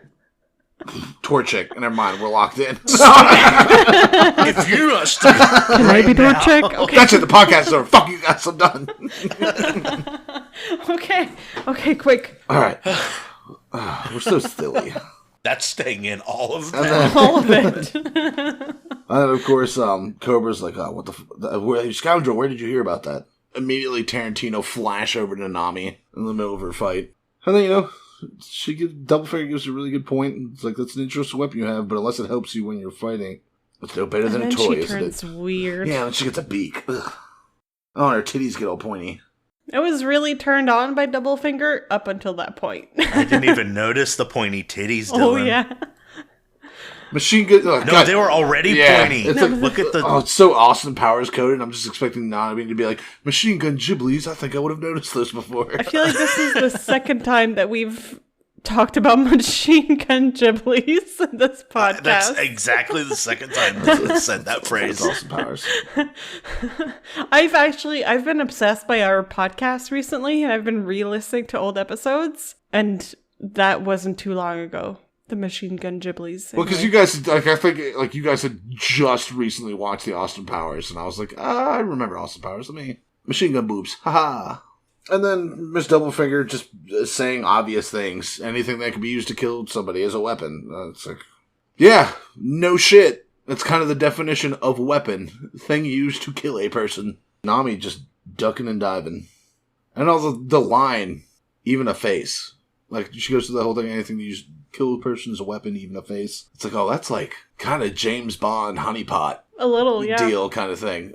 Like, Miss Doublefinger's giving me a lot of, like, old James Bond movie vibes. And now she has a chunk of the climate baton. And she even summons a lightning ball and is like, you won't ever kill me with this toy. And then I'll give Nami her fucking due credit. She's been dodging, ducking, sees this piece of it, jumps in, knocks the piece out of her hand. Oh, Nami, you're ballsy. You're ballsy. I'm liking seeing you in a fight. Because I saw it a little bit with Buggy where you're using the bow staff. She absolutely has gusto. 100%. She's got moxie. She is not... Like, you guys compared her to Usopp earlier when she was like, I gotta run. But that is not her first instinct, you know? She has that killer instinct in her, but she's a little bit more thoughtful and a little bit more proud. Well, she's aware of, like, her power. And I think for her, it's a question of being cautious more than being cowardly. Yeah, it's like, I'm not going to rush in full hard or it'll get me killed. At this point, anyway, in Usopp's progression as a character, he is very much still a cowardly character, whereas Nami just understands where she's being... Where she stands a chance. Yeah. Where she's weak. She gets the other chunk back, and then she's kind of strategized. I need something that can take advantage of this dry climate. And then you see, she's like, oh, if only the air had a little more moisture, that's it. There's a trick for making rain. And then she does the rain tempo and the sprinkler, which again, more comedic interceding. It's like, you really are desperate. And she's like, that's not it. I do have a plan, you idiot. It's like, don't tell her that. Let her think that you just kind of like snapped. You're like, I'm going to die, and now I'm going to be goofy. And then, oh god, the bottom panel. Time to draw the curtains. With the hair all spikes. It's the heavy line. I like the fact, when she stabs the spikes into her shoulder. Because at this point, all Nami's doing is pumping out the different, like, weather balls to kind of, like, create the atmosphere she needs. But then we see the spike-upuncture, which is basically roids. She just gets ripped to shit. And gets super Spike Club. Like, the Spike Club thing, that's cool. Like, again, like, some of it I don't like seeing, but like, her powers are kind of cool. I like seeing them played out. Again, top 15, another good shot of the alleyway. And then I'm kind of liking Miss Doublefigure as a bad guy, because she's like, even after all this, she's like, I gotta say, it's like your ability to dodge my attacks is like, it's impressive. Like, I'm impressed. I feel like the higher up in Baroque works we've gone, the more noble the opponents have been. Like, I feel like, well, I don't know. I don't know about Mr. 3. But I feel like Mr. 1 and Miss Doublefigure are exuding this kind of like mini boss energy. Well, yeah, it's not so much like with Mr. 3 and Mr. 4 and Miss All Sunday. It's like them being like, there's no way you can match my power. Whereas these guys, like, they see it, they're like, no, they're actually, like, I understand. I'm not going to have so brash of an ego to think no one can stand up to me. It's like, you're putting up a fight, and I realize that. So now I'm going to get serious. I appreciate them recognizing their opponent's power. And we saw a little bit of that in Mr. 2 and Sanji's fight. Yeah. Where they're like, oh shit. Like, I'm mutual respect. Yes, exactly. But then we see top of 16, she has successfully made a cloud. And Miss Doublefinger's kind of like, is that a fart? Well, she's like, yeah, exactly. She's like, what was that? It's like it's a cloud. Yeah. And then Nami's like, I'm not finished yet, and she starts just like rapid fire shooting off these different climate balls. And then Nami's just, I feel like when she takes the Stinger Rampage, I think she's purposely taking that hit to line up her shot. It's like, I'm going to let you hit me because it's going to put you in the position where I can hit you. And with the line in the middle, it's like, well, are you ready to die? With the cloud and everything, yeah. And the smirk, which is like, are you? That's very strategic. Oh, that smirk, though? Yeah, the smirk and the bolted out, are you? And Miss Doublefinger's like still defiant. She launches a lightning ball into it, and then you get to see that bottom left panel of 17, the flash where it's whiting out to show the intensity of the electricity built up. And then the strike. Page 18. Thunderbolt, on 18, top of 18. Thunderbolt tempo, and just, that's like Pikachu used Thunder level X shit. Yeah. Yeah. Last time was Lord of the Rings, now it's Pokemon. That's it. We have all the nerdy references, listeners. If you have a special request. We choose a pop culture reference and we stick to it. We've got at least 3 Zelda. Oh, and that Cartoon Network game? That was you, but that we've all played. That was you, but all right. We are also showing our age. Who remembers renting Super Smash Brothers for the N64 from Blockbuster? Now we ourselves. Listen, Blockbuster was part of my weekly thing on Friday nights. I was like, it's like, hey, you weren't like a total dipshit this whole week. We're going to rent you an N64 game. Games were always more expensive. I had to like beg for a game instead of a movie. But it was worth it. Well, my parents were like, we're going to get a movie. And instead of us being like, well, we don't want to watch that movie. It's like, we're going to get you a video game so you can go shut the fuck up in the other room. We can watch and you could also rent the consoles at the time. Yeah, you could. Not at my Blockbuster. I think that was later on. Could. But anyways, the Thunderbolt tempo is kind of like when Gandalf was fighting the Balrog at the top of the mountain. Stop. And he used the lightning strike to finally strike him down. Did he use a lightning strike? No, he didn't. Did he not? Did he not have lightning strike his blade and then struck the Balrog with his blade? He was in a mine. I don't know how lightning would even... I'm talking about before, when it shows him in his transformation to Gandalf the White, where you actually see him play out the scene of him fighting the Balrog on the mountaintop. Oh, I don't know, Dylan. I don't remember that at all. Was that in the movie? The second movie. It was in Two Towers. Yes, but so Gandalf comes back and it's like, I've been through time. We're gonna have to get back to it. Yeah. The fight on the mountaintop, but I can't remember exactly. Anyway, go on. And again, just like the "you should be dead" panel to the dissipation with her just like cocksure, just like strutting around behind her like 10 feet back. It's like, you thought, bitch, you thought you was hot shit, but you cold as fuck. And the bottom panel, watch out for tornadoes. And the thing is, like, I love it's like as she's being cocksure, she's kind of like being a weather lady. Just be like, oh, and this afternoon we have these kind of. However, one particular area, there's a possibility of mirage and strong winds. Watch out for tornadoes. Great way to end that chapter. That scene of her just ka-chunk, batons aimed out, ready to go. Yeah, that's a good panel. The smile. Yeah. But that's all I got on this one. I actually don't have a whole lot of notes for this particular chapter, so we're gonna keep it tight. So just to touch on the intro image story, Hachi uses the trident he got from the fish royalty to help a sea boar, which is, again, very sweet and considerate of him. Oh, Hachi, I might learn to love you someday.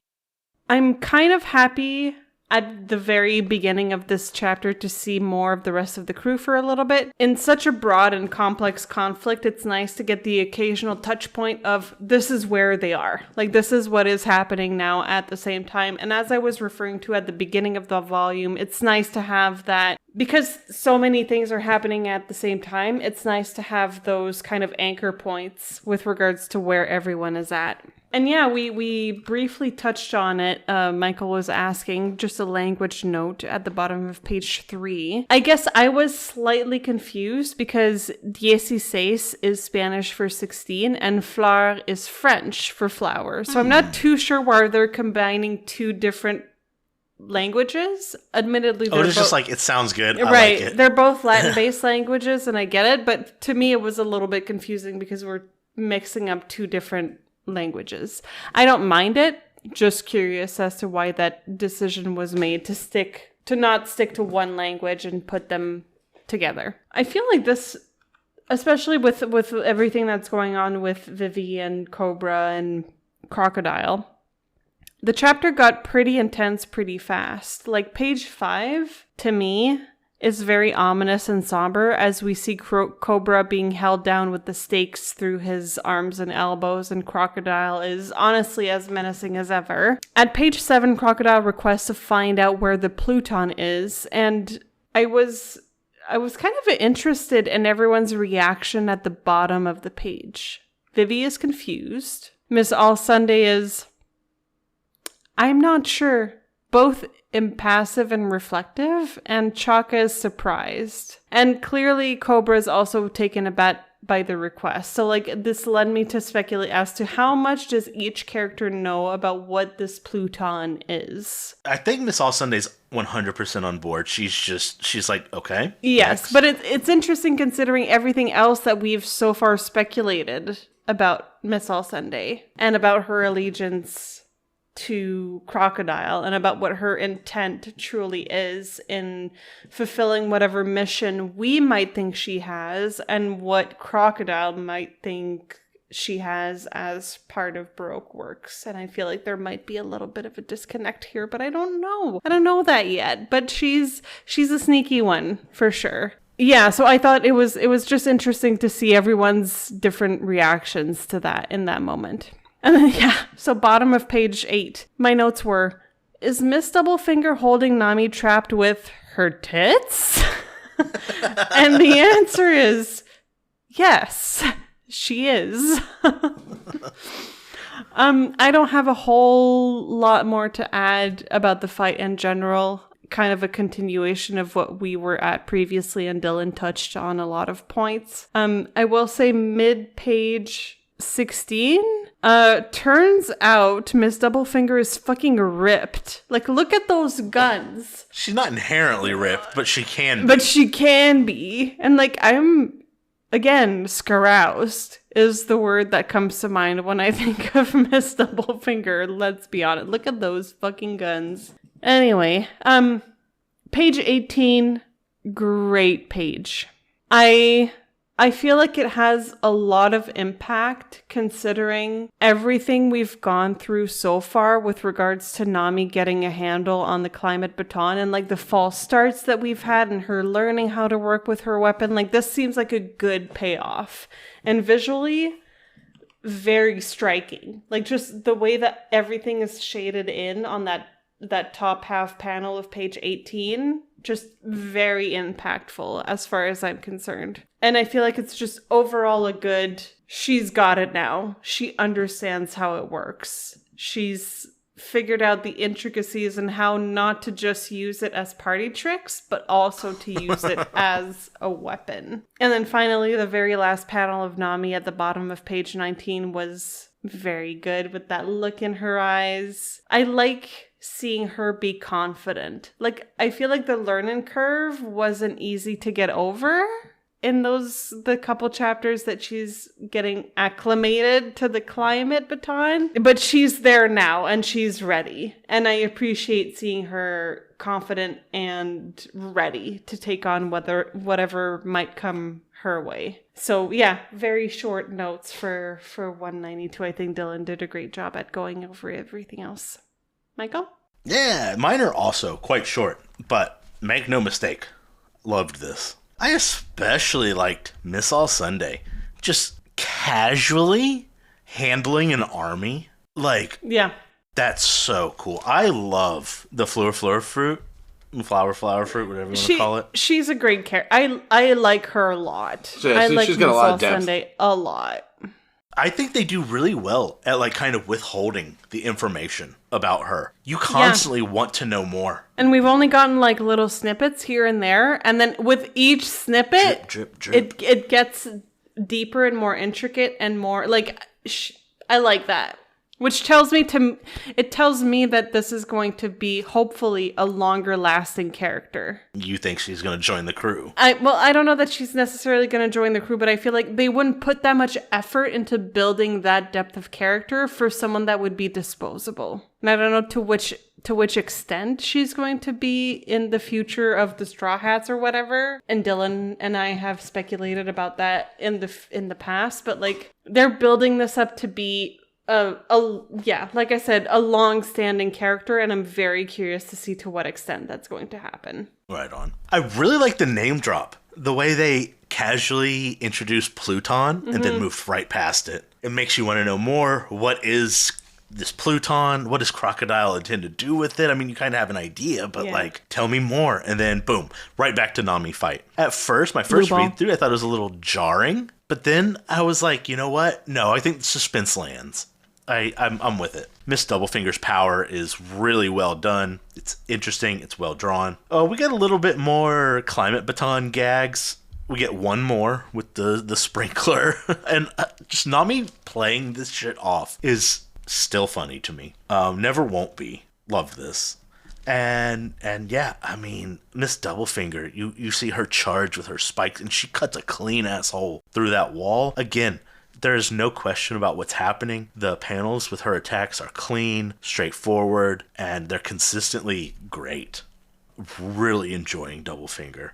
And then I'll skip ahead. No, actually, you know what? I'm gonna touch on the juice. It's kind of crazy that Miss Doublefinger juiced up right there in the middle of the fight, Dylan. She's roided, and I think there's a bit of body horror to be mentioned there. I don't think it's I think it's a little unsettling, but I like it. It's cool. And then you see her like fully formed arms with the spike sticking out. I would not want to take a hit from them bad boys.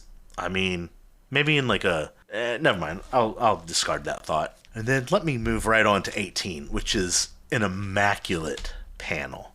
I mean, the detail of Oda did everything here. The lightning, the stress lines, Nami crouching in fear. I mean, this was... I know I said I was going to take that Nami panel from the previous chapter, but this is another contender for me. This is one of the most striking panels that I can remember off the top of my head, and I loved this. And then, really liked Nami being confident. Oh, and of course, the Mirage lands again. I mean, that shit is so cool. Technique is badass. This chapter had some really cool moments, but it was more of the same. That's not a criticism. It's more of the same, and that's what we've kind of come to expect from this volume. It is doing one thing, but I think in most parts it's doing it well. And Loved it. To its kind of credit, and I thought I criticized it a little bit at first, and that it felt repetitive for Nami to see Nami struggle with the climate baton. I think actually it makes sense as she's getting used to it. Right? I feel like the learning curve logically makes sense. I think it's just I'm expecting a lot of action and a lot of progression and a lot of quick sequence of events from a manga that is so action-packed, and so that learning curve felt a little clumsy to me, but I'm coming around to it. And learning that I feel like it makes sense. And I feel like Nami's only going to become a stronger fighter and having a better handle on her weapon as a result of that learning curve. Does that make sense? For sure. I know that in reading my notes back and hearing what you guys are saying, I'm like, maybe I was a little bit harsh on it. So I just want to acknowledge... Nah. acknowledge that. But 193's UV. chapter named Utopia, which, when you think about whatever Crocodile was saying, as per Project Utopia, isn't necessarily a good thing. It's a utopia to him. Exactly. Intro image, we get a closer look at the sea boar that Hachi saved, and he's adorable. I kind of want to... She's come so far. It's Sea Pumbaa. No, the sea boar is adorable, not Hachi. I want to boop the sea boar's snoot. I mean, Hachi's fine. I'm learning. Listen, it might take me a little bit longer, but the sea boar, he's so cute. He's just a little guy. Which makes Hachi Pumbaa. Yeah. He does. That's true. He looks Wait, do we get them backwards? I think Timon is the Timon is the suricate. Okay, he's the meerkat. I was right the first time. All right. Yes, you got it. So at this point, we know that Nami, we know Nami well enough as a character to know that she isn't a particularly sentimental person. But once in a while, we get a glimpse of that side of her. And I feel like mid-page 4 is a good example of that, as Nami endures a painful attack with spikes driven through her foot. And she proudly claims that as compared to the pain that her friend has felt, this is nothing. And not only does that speak to Nami's character, and I have a lot of love for Nami as a character, considering everything we've seen in Tears, everything, and maybe it's just like a girl thing, like her being the one main female character. It gets me a little bit emotional to relate to her as a character, but I feel like it also is a really good show of Nami and Vivi's friendship running very deep. And I'm trying... We've talked about that a little bit before. Yeah, and I feel like it's only built up. Like, I feel like Nami and Vivi recognize each other as being... And I hate to bring it back to gender and sex and whatever, but I feel like it is still relevant because they're two women in a mostly male world. And I feel like they recognize each other as allies and as friends. And I feel like that has helped in developing the depth of their relationship. And in that moment... It's tugging at my heartstrings, and I'm trying not to get emotional because I recognize how much love Nami has for Vivi, and that makes me very happy. I feel like I might get into it a little bit later, either in this chapter or in the volume, but it's refreshing to see. Or actually, I think it's in this chapter. So let me get back to my notes. Yes.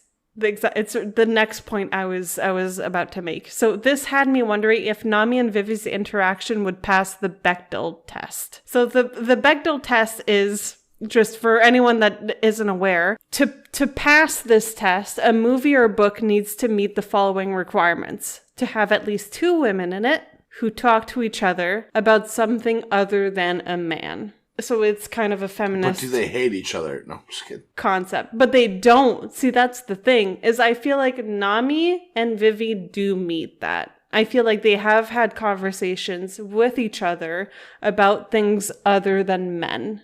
And that's kind of refreshing to see, if I'm being fully honest. And, I'm not exactly sure when this chapter was released in terms of, years. I don't know if it was, in what year this was released, but it's... I'm gonna spitball and say 2000, 2001, somewhere in there. And that's pretty notable as far as I'm concerned. I think manga generally does a pretty good job. There's a trope of the simp male, googly eyes at the woman, but you don't see a whole lot. It's something that does happen, but I feel like it's less common to see the woman pining after a man. I feel like many times, not always. Far from always. Genres of manga where that is very much not the case. In shonen, let me say shonen. Okay, shonen, yeah. Right. So Ichikai, I think, is the type where it's pretty much everyone wants to fuck the protagonist. Sword Art Online, shit like that. That level of stuff. Where it's there's a male protagonist and all the female characters are oh my god. But in this case, I think Oda's done a really good job of building the female characters as fulsome in and of themselves, regardless of their relationships with the male characters around them. And I feel like this interaction there with Nami standing firm and strong for not only her values, but the values of her female friend, to me speaks volumes. And I just checked the date, and that came in like mid 2001. Yeah, so. And like, that's They hit the second pretty tower. impressive to me. And so I hate to get in my feels about it, but I was like, I like this as the female voice of this podcast. And I know both of my co-hosts are very open-minded as far as that's concerned, but I did want to just make a point of like talking about that because it's important to me. Well, there's also been a couple scenarios where I feel like there was going to be like pretty much an overtly sexualization of one of the female characters, and he did it off screen. Like with the dancing for the crab and the dancing with the giant. It's like you didn't see it, right? So I think and Oda does pretty good, I feel, at like providing some amount of fan service, but also doing it in such a way that it's not entirely the focus, and the characters, the female characters, still being whole characters without that male gaze. I don't think any of the Straw Hats, except for Sanji, are really sexually charged in any way. That's true. Yeah, I think Sanji's the only one to like pigeonhole, really push that. pigeonhole women into a certain corner. Yeah. Whereas the rest of them, like, is Luffy's like, nah, you're a crewmate. Like, you say you got it, you got it. I feel like Luffy's asexual. Let's be honest. Well, no, it's like Luffy. It's like, oh yeah, sex. It's like, what is that? Like a training regime? Like, yeah. All right, let's do some sex. And she's like flexing. So she gets naked. What are you doing? This is cardio. Stop! Back up, woman. You're getting way too close. But I really like that moment where Nami's just like, I'm here for my girl, regardless of anything else. I'm here for my girlie, and I don't know. I'm just gonna get on my soapbox just a little bit more. I feel like. And I'm not saying that all masculinity is toxic, but I'm saying that there is a subset of masculinity that is toxic. It's a big subset. Yes. Yeah. But I feel like specifically toxic masculinity encourages women to compete with each other. And this is not the case here. This is a case of women collaborating and loving each other and showing up for each other. And it is so refreshing. I love it. I'm here for that. I'm here for that. I love it. It makes my heart sing. It truly does. Anyway, I'm done with. If anything, I would make you a sandwich. Oh, thanks, Michael. I like a lot of mayo on my sandwich. Thank you. You're a sweetheart. Oh, gross. Like where it's leaking off. Mayonnaise in general. Ugh. Anyway.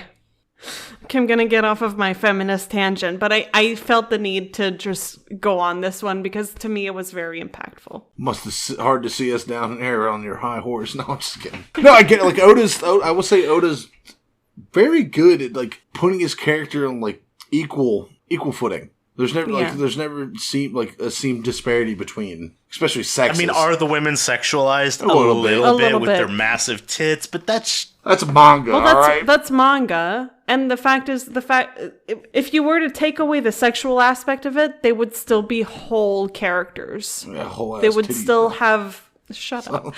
They would all have. If I think about a very strong female character to me in One Piece, it's going to be Belmare. Yeah, and honestly, that's the strongest, not most sexualized at all. She was barely sexualized in that you could sort of understand through the lines that she might have been a sex worker at some point in her life. But again, that's extrapolating. But she has so much impact on Nami, on Nojiko, on the village in general. Like there was no negative connotation to her sex work. It was seen as a means to an end. It was very subtle and approached in a very tasteful way as far as I'm concerned. Well, I again didn't take it as she was a sex worker.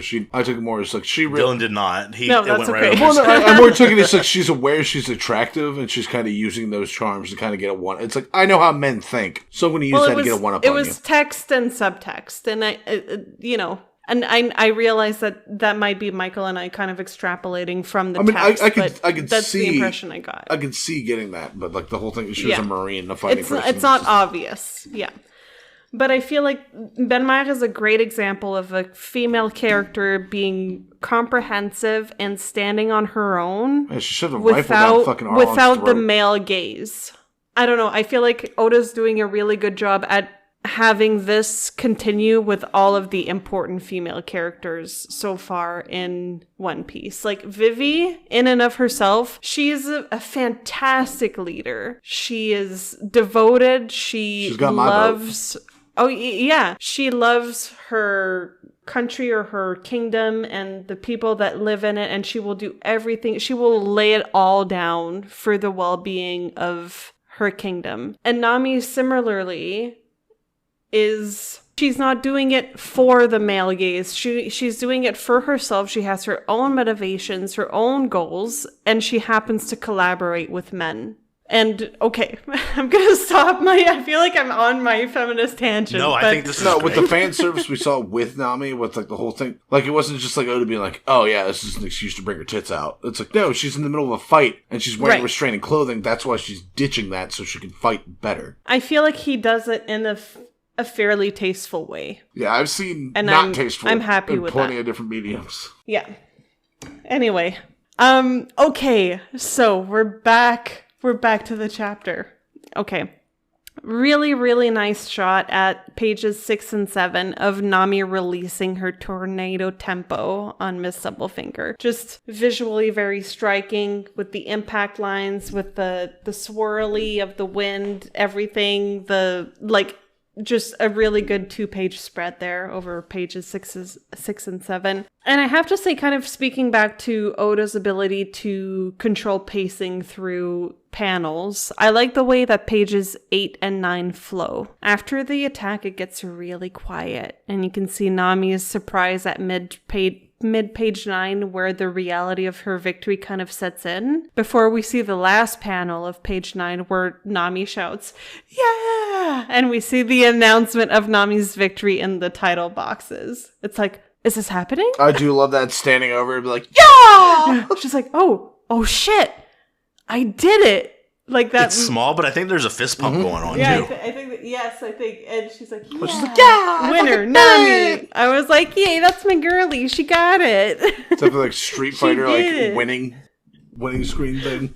Basically, yeah. So really happy to see kind of that victory from Nami, even though it came at it as a little bit of a surprise to everyone, but she did it. And I'm so proud of her for it. And then we're right back in it. As if Crocodile wasn't already the epitome of a supervillain, we find out over pages 10 and 11 that he's basically looking for a weapon of mass destruction, a la atomic bomb. And I feel like this drives the whole political aspect of the conflict even further. In a way, I can appreciate that it exposes a maybe younger viewership to some very unfortunate truths of the real world. And it maybe help in terms of educating them about what does it really mean to have a weapon of mass destruction. And I feel like even in the real world, when you think about something like an atomic bomb or a weapon of mass destruction, I feel like sometimes we lose sight of the scope of the impact that it might have. And this is a good way of, like, I don't want to say dumbing it down, bringing it to a level where you can actually comprehend what the impact might be of something as massive as Pluton.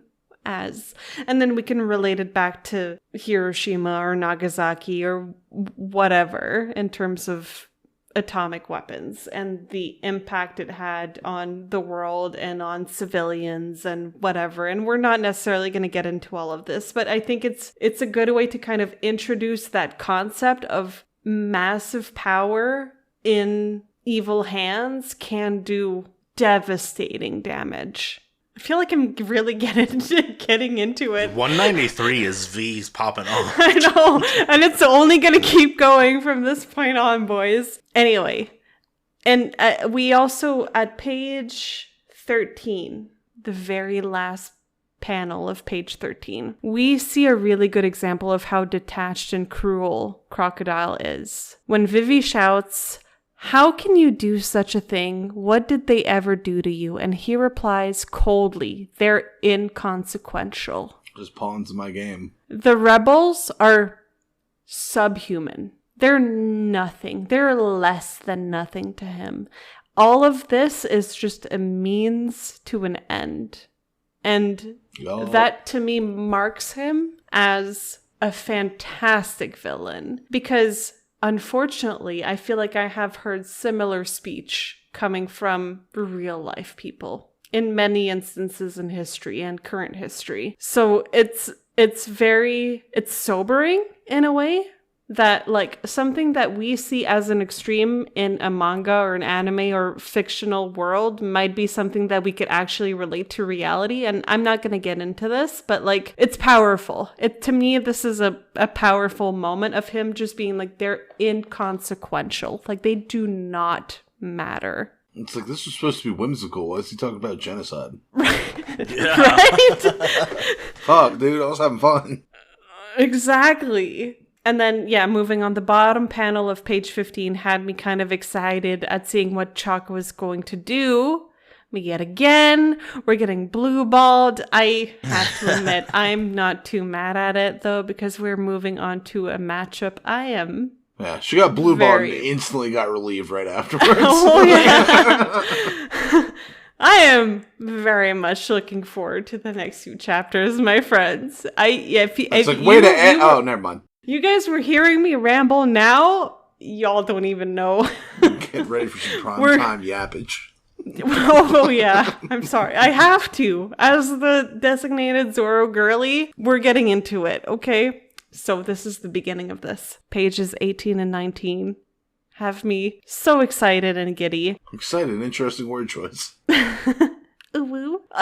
It's such a good display of the reasons why I love Zoro so much. He is sincere. He is humble at the bottom of page 18 as he openly states that he can't cut steel yet and therefore cannot defeat Mr. One. But he quickly moves on to letting his determination and resolve shine. He's bracing himself for something he knows will not be easy, but he's going to do it anyway. He knows it'll be a challenge, but he's going to give it everything that he has, and by God, worst case, he's going to die trying. And that is the Zoro I love. That's what I had for 193. I'm sorry. I feel like I went off, but I am ready for this.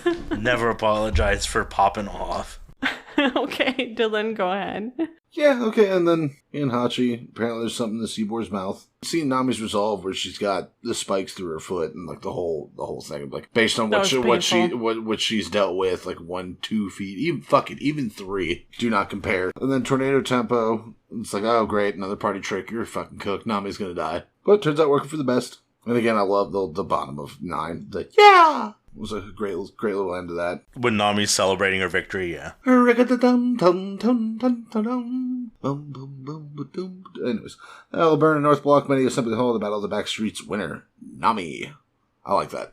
Some people are like, it doesn't need, some people are probably like, oh, it doesn't need to be spelled out, but I like it. Yeah, no, it's fun. It gives it a, like, I want to say video game. It does. It gives it kind of like Street Fighter vibes. It's like, winner, Nami!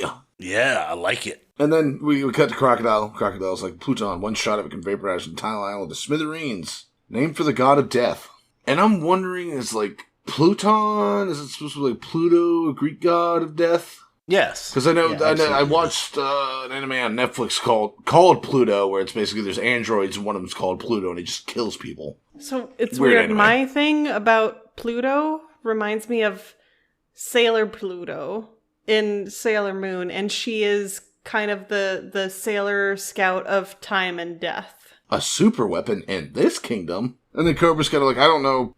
Cobra's kind of was like, oh, little Pluton, I don't know where you heard about this. It's like, I'm not even sure it actually exists. And Crocodile's like, yeah, I kind of figured that'd be the case. Like the thing. It's like, well, in 30 minutes, I got a special cannonball that's going to wipe out everything but the palace. The entirety of the rebel army will be within range. Again, crocodiles, they're inconsequential. Because a crocodile, it's like, that's an obstacle on my way to becoming king. It's like, oh, there's an active rebellion against the current king. You know what would happen if I take out all the rebels? There's not going to be be anybody left to stand up to me when I take over. It's smart. It's smart. It's Palpatine-esque. To be 100% honest. I feel like it shows a lot of disregard for anything that isn't useful to him. And I feel like that's a mark of a good villain. There are a lot of good villains, but yes, this is too. Anyone around him or her, them, whatever, is a tool. Absolute narcissist. To get to where they're going. And I feel like Crocodile very much fits that. So and then he's like, alright, you might not know where Pluton is. Well, where the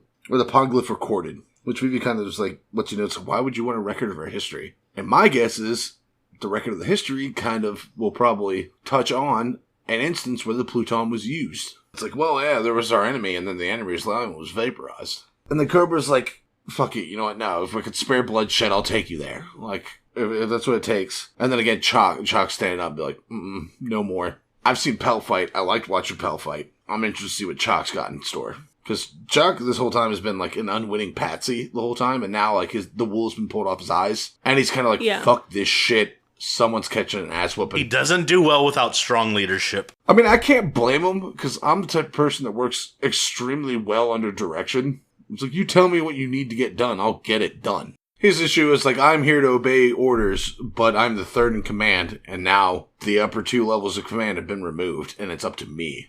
I doubted him really hard at first, but now I'm kind of coming around. I'm like, oh no, you're just... I'm definitely more ambivalent regarding him as I was before. Pell in my mind is 100% cleared.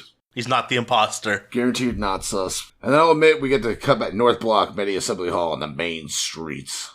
Solo going off with Mr. 1. And he comes in with the bull needles and then just hits with the Iron Guard. I'm like super zen. Hits Iron Guard, has his eyes closed, and is just like meditative. And then Zora lands like 8 shots on him. And they get the hard line. It's like, that's too bad. I can't cut Stu yet. Fucking, it's just like, alright, well, I can't defeat you yet, but by the end of this fight, I'm gonna be able to cut through steel. Hard as fuck line. Hard as fuck line. The first of many, Dylan. I still can't deny the 3-sword style. Fucking doofy as shit. Oh, but he's Zolo so is good. pretty much a bad. I'm not gonna deny he's a good. badass character. The 3-sword style is just doofy as shit, but he's a badass. I mean, for fuck's sake, spoiler alert, for fuck's sake, he picks up a building and throws it at a dude. What the fuck? Yeah. I what know. the fuck is his deal? What's going on? Don't spoil it. But anyways, that's all I have. Like, he doesn't have devil fruit, but there's fucking something. All right, so I just want to say, Nami is showing toughness. She is showing resolve throughout all of this. She's tough as hell. I mean, she is taking... She's a lot tougher than we might have given her credit for so far. Because this is the first time we're seeing her in an actual fight. Look what she put up with Arlong. You know she had emotional resolve. You know she could lock in because she knew that there was a brighter day ahead if she did what she had to do. But she is tough in every sense of the word, and we're seeing it firsthand. The panel on 4, and I think you see a little bit more of it at the bottom of 4, where she is getting skewered. Her foot is getting torn up. Oh, yeah. You can see the blood running down her foot and everything as she's saying, like, do you have any idea of the pain Vivi has suffered? Yeah. Compared to that, a foot or 2 or 3 is nothing. Like, it's so powerful. Hard line. Yes, thank you, Dylan, from the other room.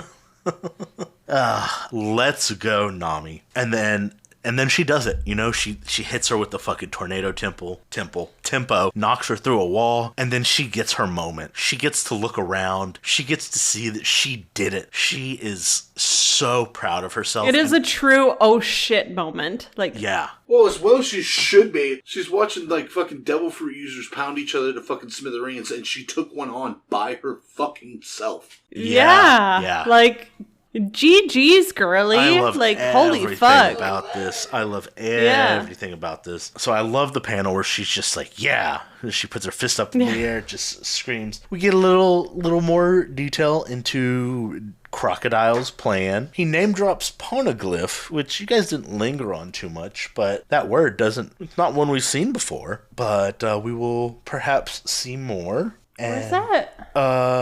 Crocodile says, Named for the I lost it, but he definitely says it. Well, he's asking where the Pluton is. It's like, I don't know where the Pluton is. Oh, yeah, where's the recorded? poneglyph recorded? Yeah, And what yeah, I took yeah, away from that okay. is that's like the recorded history Page of 14, Alabasta. yeah. I feel like this isn't as much as the name drop of Pluton, but we're still peeling back layers of this, and that's what I love about Crocodile, is that there's so many layers to what he is thinking. I mean, the man is a thinker, if nothing else. He is always cranking those gears in his head. I mean, I love him so much. And then Zoro time. I mean, come on. He says straight up, I've been waiting to be driven into a corner. Like, please, brother, I want you to come at me with everything. I am dying for you to put it all out here. There's nothing I want more than to take you and beat you to a pulp from a position of weakness. He's loving a moment of development, and I'm loving it too. These are hard lines all around. My king. Oh, you're a kink. Well, that too. Actually, both. But yeah, to summarize, this chapter wrapped the Nami fight so well, and it started the Zoro fight equally well. I mean, he's popping off with some hard shit. In between, we get some insight into Croc's goals and his plans, and yeah, excellent chapter. Absolutely excellent. 194 is Dylan. Yes, sir. And then I gotta say, I love this fucking cover image. It's a good one. It's good. You got fucking Usopp surfing a wave. You got, not Usopp. You got Luffy hitting the wave. You got the merry-go fucking ripping shit out there too. And I just be I think Usopp is on the other surfboard. I was gonna say, just because Chopper's on it too, I think it's Usopp and Chopper, because those seem like the duo. It's hard to tell, but the body... Chopper, it's looking Peru. Usopp. I think it's look like... It's definitely it Chopper. Like Chopper's definitely there. Usopp and Chopper. Yeah. Great. Zoro's at the is the mast? Oh yeah, He's is Zoro. The yeah, he's the figurehead. Okay, so yeah, that's definitely Usopp then, because I don't see Sanji spending his time frivolously surfing when he could be in the kitchen cooking up a delicious meal. A succulent Chinese meal? But Mr. One, I hate to disappoint you, but ever since I gained my dice power, no swordsman has ever made a scratch on me. But he doesn't sound like that, remember? No swordsman has ever made a scratch on me. I hate to disappoint you, but ever since I gained my dice power... Okay, so he's Russian now. Yeah, he was Hulk Hogan. We'll see whatever sticks. We had Hulk Hogan and then a brief stint into Eric Cartman, and then we're back to... Screw you guys, who you was never make scratch on me. Rocky IV? Yeah, the Russian Drogo. opponent in Rocky. Yes, this guy. No swordsman. I get the Russian thing though. I I mean, get the it. face. Yeah. It's the impassible, straight-faced thing. Yeah. But the line's like, but you never met someone like me before. Pretty fucking hard at the top of fucking 2. And then, like, you talk a good fight. Thanks, Baldy. Clang! And then the smile on his face as he intercepts that sword kick. So pretty much we're getting a lot of super good fucking action scenes. I really like the bottom left of 4, where it's kind of like ching, ching, ching, ching, ching, ching, like fucking several blows going off in a mere instant. Like each one of those flashes is a sword blocking something. You can tell bottom of 5. He's getting serious. 3rd blade in his mouth. And we hear Oni. Giri! I love the inflection, Dylan. And then follows it up with the tiger trap. Like, kind of reads like Sanji going off on Fishman Karate Guy. The way he's like rapid firing off these hits. But better? But, well, unfortunately, it's similar, but in this instance, it doesn't do shit. Not a damn thing. A shot back at bottom 9 from Mr. One is a super hard-ass line. It's like, of course you never met someone like me before. And of course, Zola's just like, finally. And like, again, a lot of action scenes. Like, I'm skipping over a lot of it, but viewers, I definitely say if you have access to it, like, flip through the pages. The combat is so artfully done. It's just words can't really describe it. Delicious. He's like, actually. Wrong. Actually, they can't. Wrong. And then we see the daisy blades where he's got both his palms splayed out, and then we see the building behind him as he blocks it. It's just sliced to fucking ribbons. And Zola's kind of like, oh shit, this dude's kind of for real. He gets blown into the buildings. And then the top of 14, you see his arm sticking out. He's like, what am I lacking? And you kind of get the flashback of Zola back to when he's training. Mm-hmm. And he's just like, oh, it's like, I've heard there are many in this world who can cut through anything, even steel. Is that true? And he's like, well, yeah, that's true. And he's like, watch this piece of paper very carefully, Zo. And hits it with a sword. Zo's like, what the fuck? You didn't cut it. It's paper. You dumb bitch. Yeah, like, what the fuck? You're useless. Why am I training under you? No, but this shit goes hard. It does. Yeah, and then It goes so hard. he has like, listen, Zo, there are swordsmen in the world who are not able to cut anything. These same swordsmen have the ability to cut through steel and with the same instrument. The pinnacle of swordsmanship is the power to protect what one wishes to protect and cut what one wishes to cut. A blade that injures all that it touches isn't really a sword. Wrong!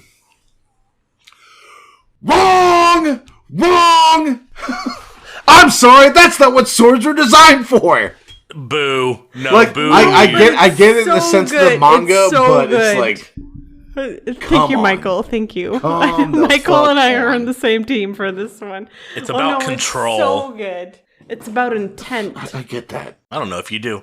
But it's like, do you understand? And it's like, since I'm going to become a swordsman to cut through anything, you didn't listen at all. That went right over your head. Went right over your head too, kind of. Sorry, swords are designed to cut whatever they come in contact with. That's the purpose of a sword. Let him cook. All right. I don't know, that line was like, unfortunately, you're not going to get to see me cut steel. Which to me is kind of like, oh, I'm going to lose. But then the motherfucker picks up a goddamn building. What? Huh? That's a building. He's a strong That's boy. a like.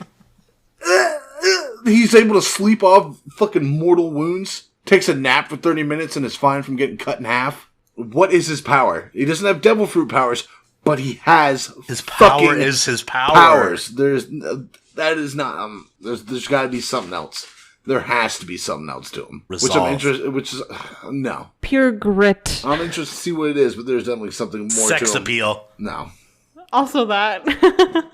But then he follows up with the line, because when I do, that'll be the end of you. So it's like, you're not going to be able to see it, because when it happens, you'll die. He's kind of like, he's trying to like reflect on this, like, sword doesn't cut anything. It's like, he's trying to make sense of it. But very good end of the chat. Very good.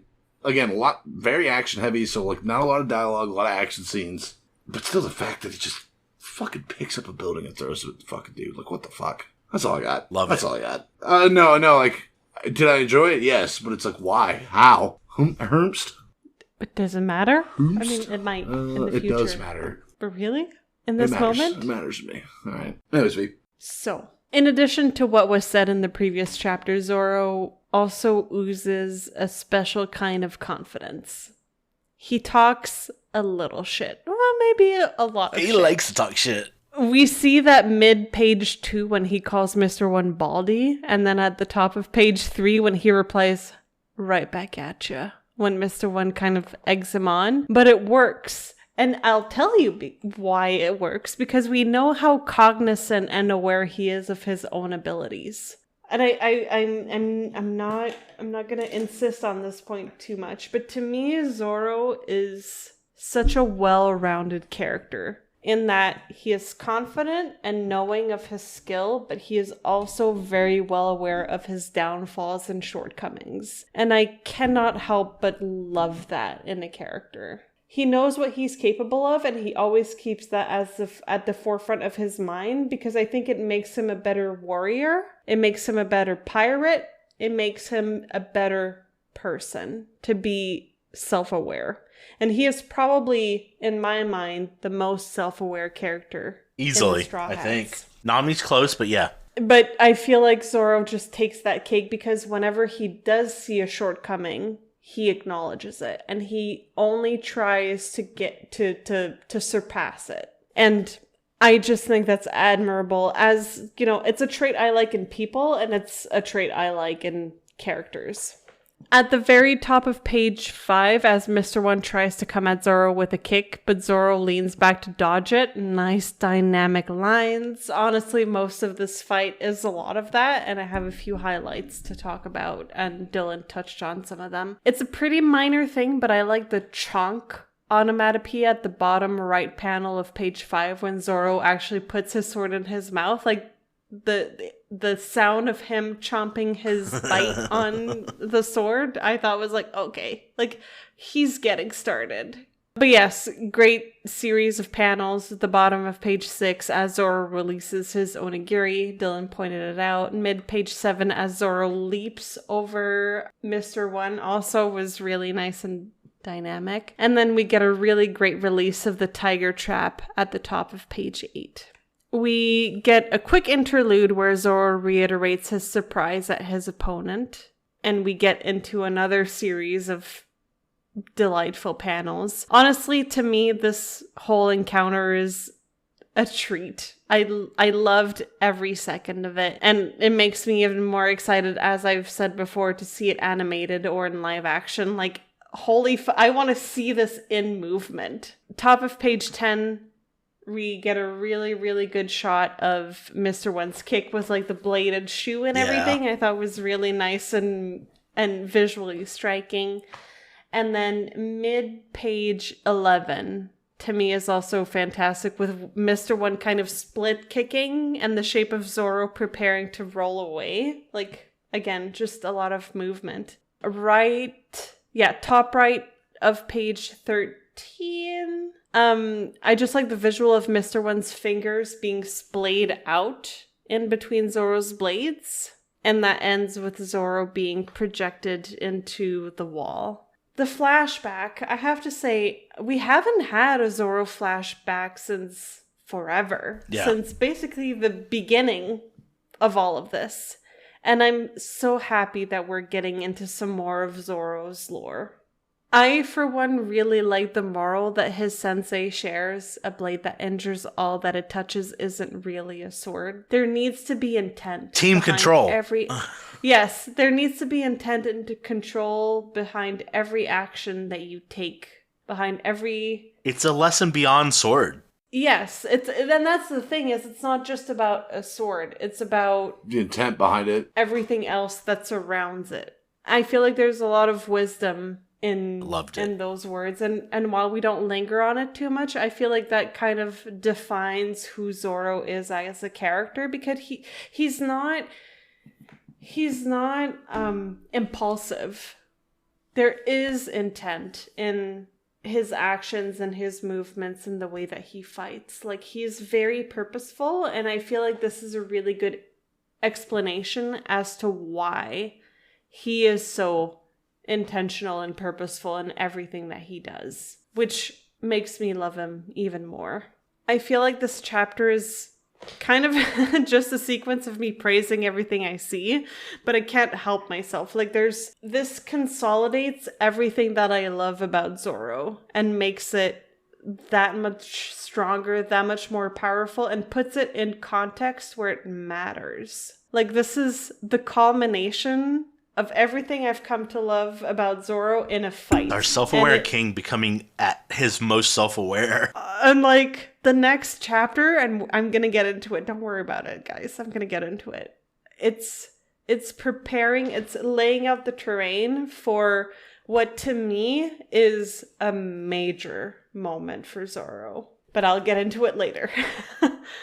Yeah, I feel like even people who might not be fans of Zoro might look at this chapter and be like, okay, there's something to this guy. And then, yeah, the last page to me is just perfection. Zoro's expression at the top of page 17 is, first of all, very intricately drawn and conveys all of his tenacity. The middle panels show his throwing the wreck, basically, and it ends on both of their faces, bracing themselves for what's to come. Like, this is the end of this encounter, and we both know it. In general, I struggled to find the words for how much I loved this chapter and kind of the sequence of chapters. It's only going to get better with the upcoming one, but I was in awe. And that's what I have for 194. Hell yeah. All right. So let me just preface by saying I'm going to call out all these hard-ass lines. Because, God damn it, he does not stop. So many. He does not so good. Stop. Put your stories in a photo album from the past. Or, okay. You should put your stories from the past in a photo album. God damn. And then he caps it off by calling him Baldy. I mean, No hair, have an ass. Yeah, no. Zoro, stop. You're hurting him. Words cut deep, y'all.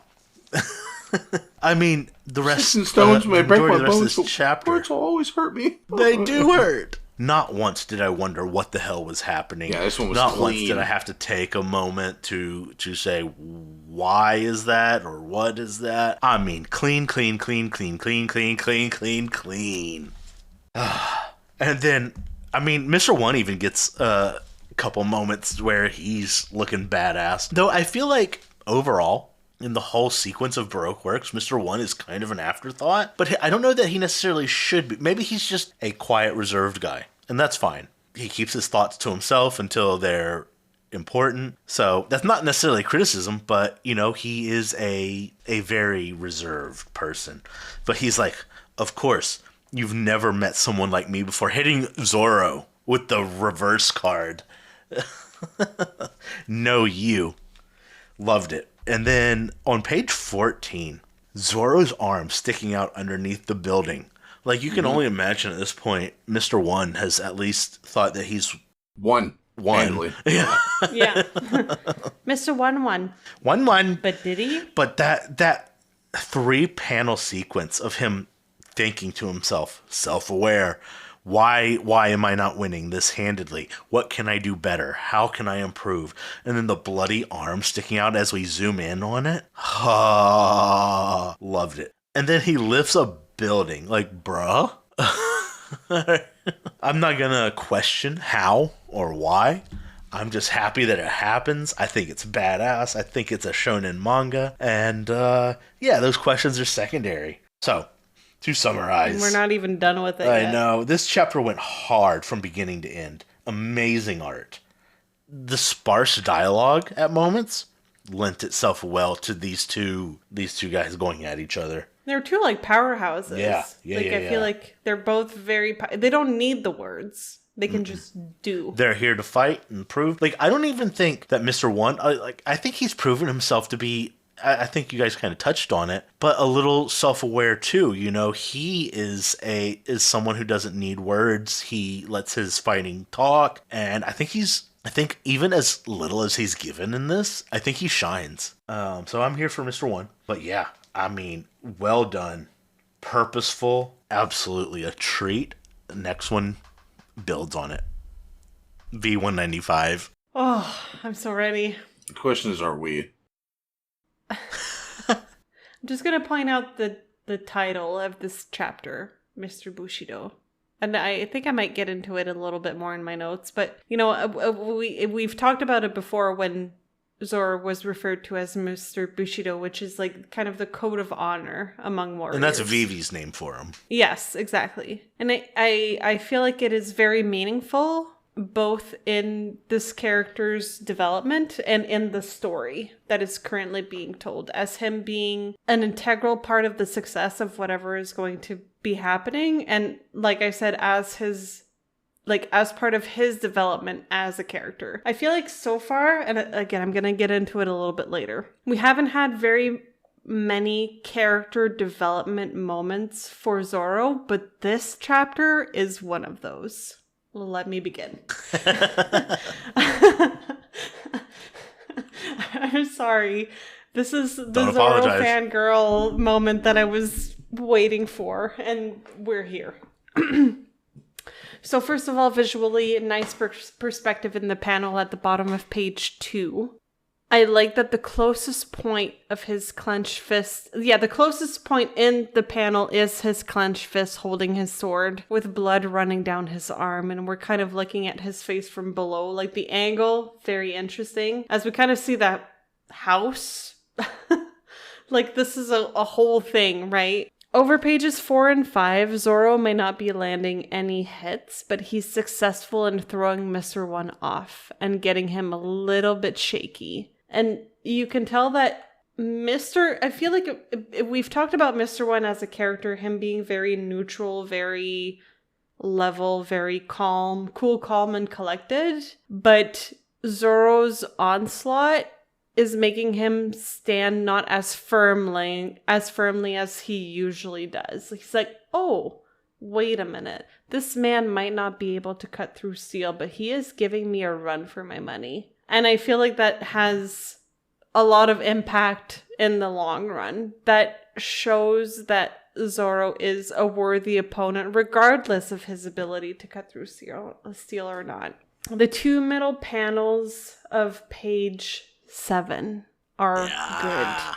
You're an irritating man. So are you. I love that banter. Like this just, oh, it's so good. It is so good to me. And I have to say, for all of the good one-liners that Zoro has, Mr. One also has a few really good ones. The top of page 8 hits hard, with Zoro saying, if you're not a swordsman, then maybe you're an excavator, only for Mr. One to reply, I'm an assassin. Like, that's... Ooh... That's really good.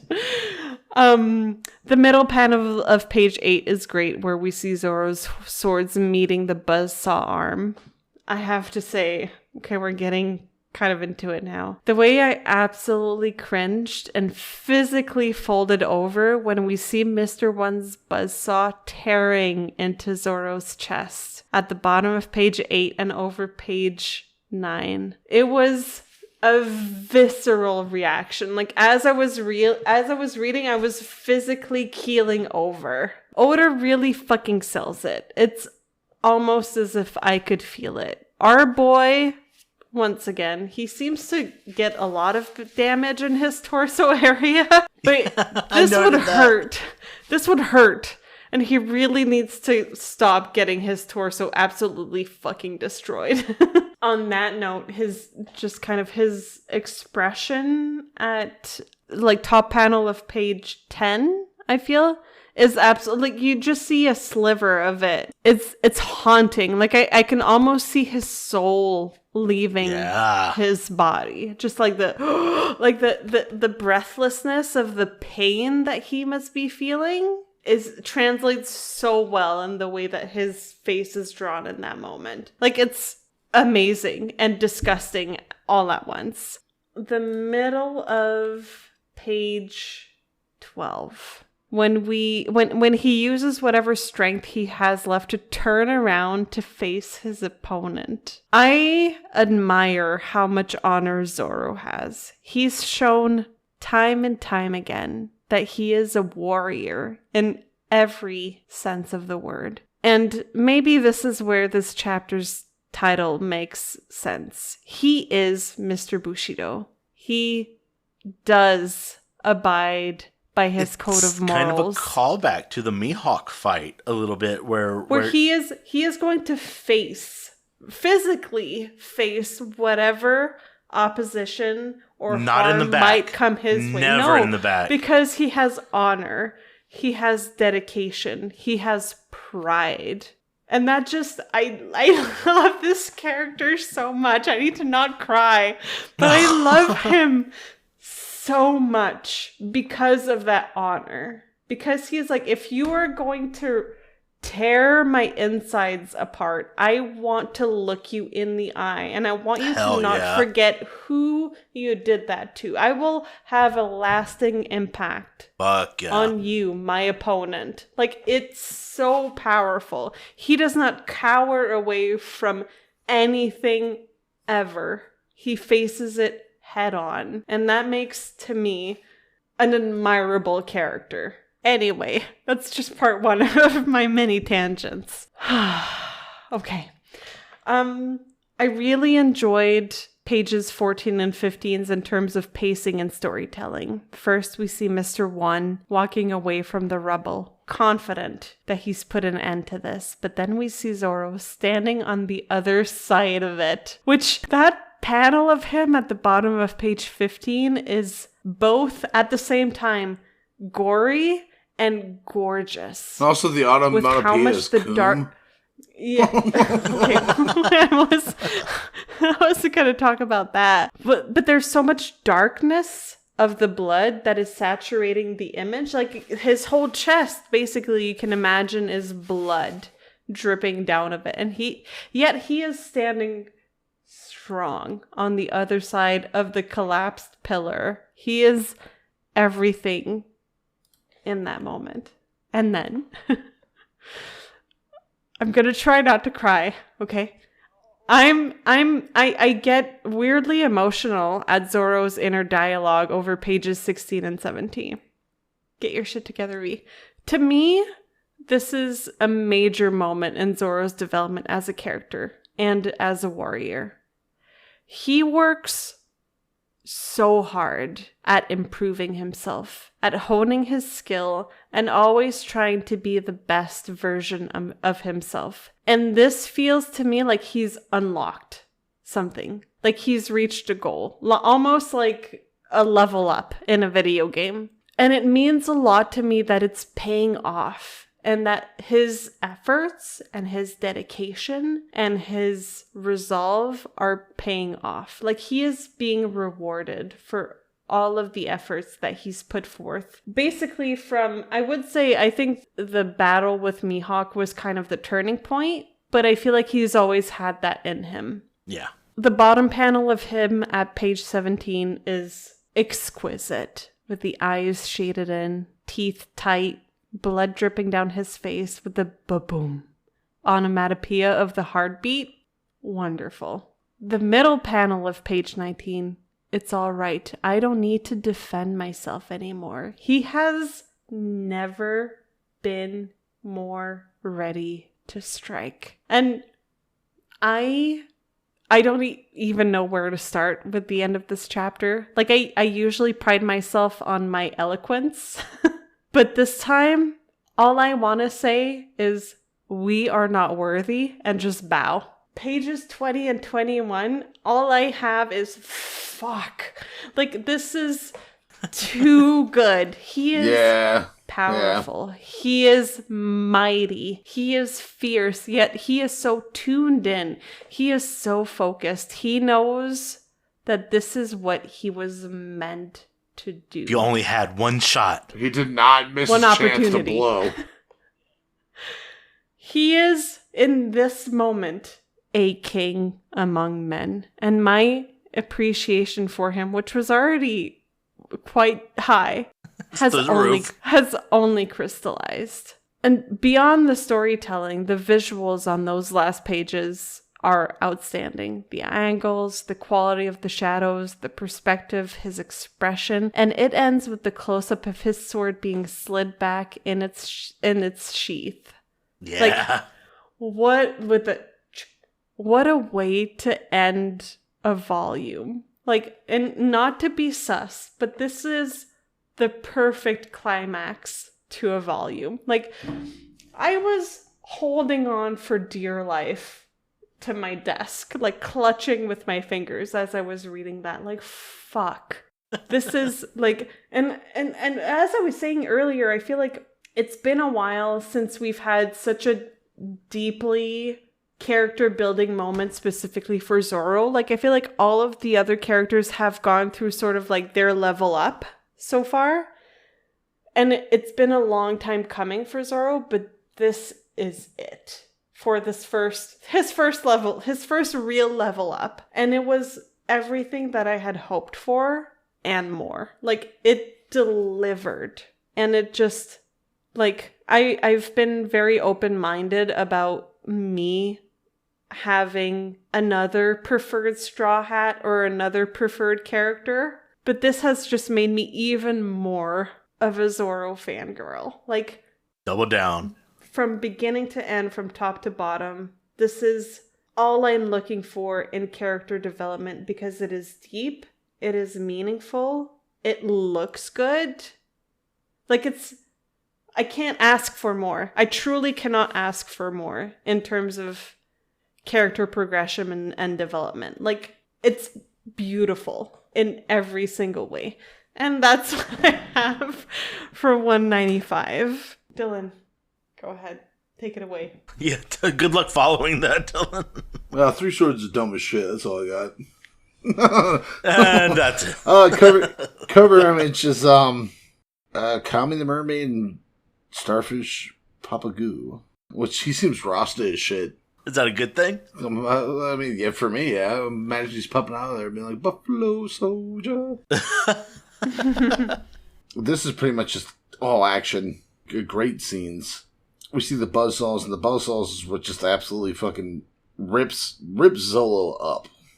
And he gets fucked up. I mean, again, this whole chapter is like a testament to Zolo's resolve. Like, he said it before when they started the fight. It's like, I can't cut steel. This is the fight that's going to push me to that extreme. And he even said it's like, I've been near death thousands of times. And I love the line, like, bottom of 13, when, like, the stone's getting ready to collapse. And he's like, I'm having bad luck with stone today. I love that line. That line's hard as shit. And it's just like, oh, man, I'm probably going to die, but this again. But I will agree, like, the gore level, like, he's getting gored up similar to, like, the levels of the Mihawk fight. Very, very similar in the levels of how fucked up he is getting. And the bottom of 15, Zolo's just fucking standing there. Just saying, Coom! It's so good. It's so good. And the fact that it's like, my sword, like, the bottom of 18, my sword understands my will. Schwack, hits a palm frond. Doesn't cut it. And then just drops the sword on stone. Slices it clean in half. Uh-oh, he figured it the fuck out. It's like he didn't get the paper thing, and now he does. I didn't think two thoughts about that sequence, but yeah. Well, that's just him being like, hold on, I think I get it. I think I get it. Smack, slice.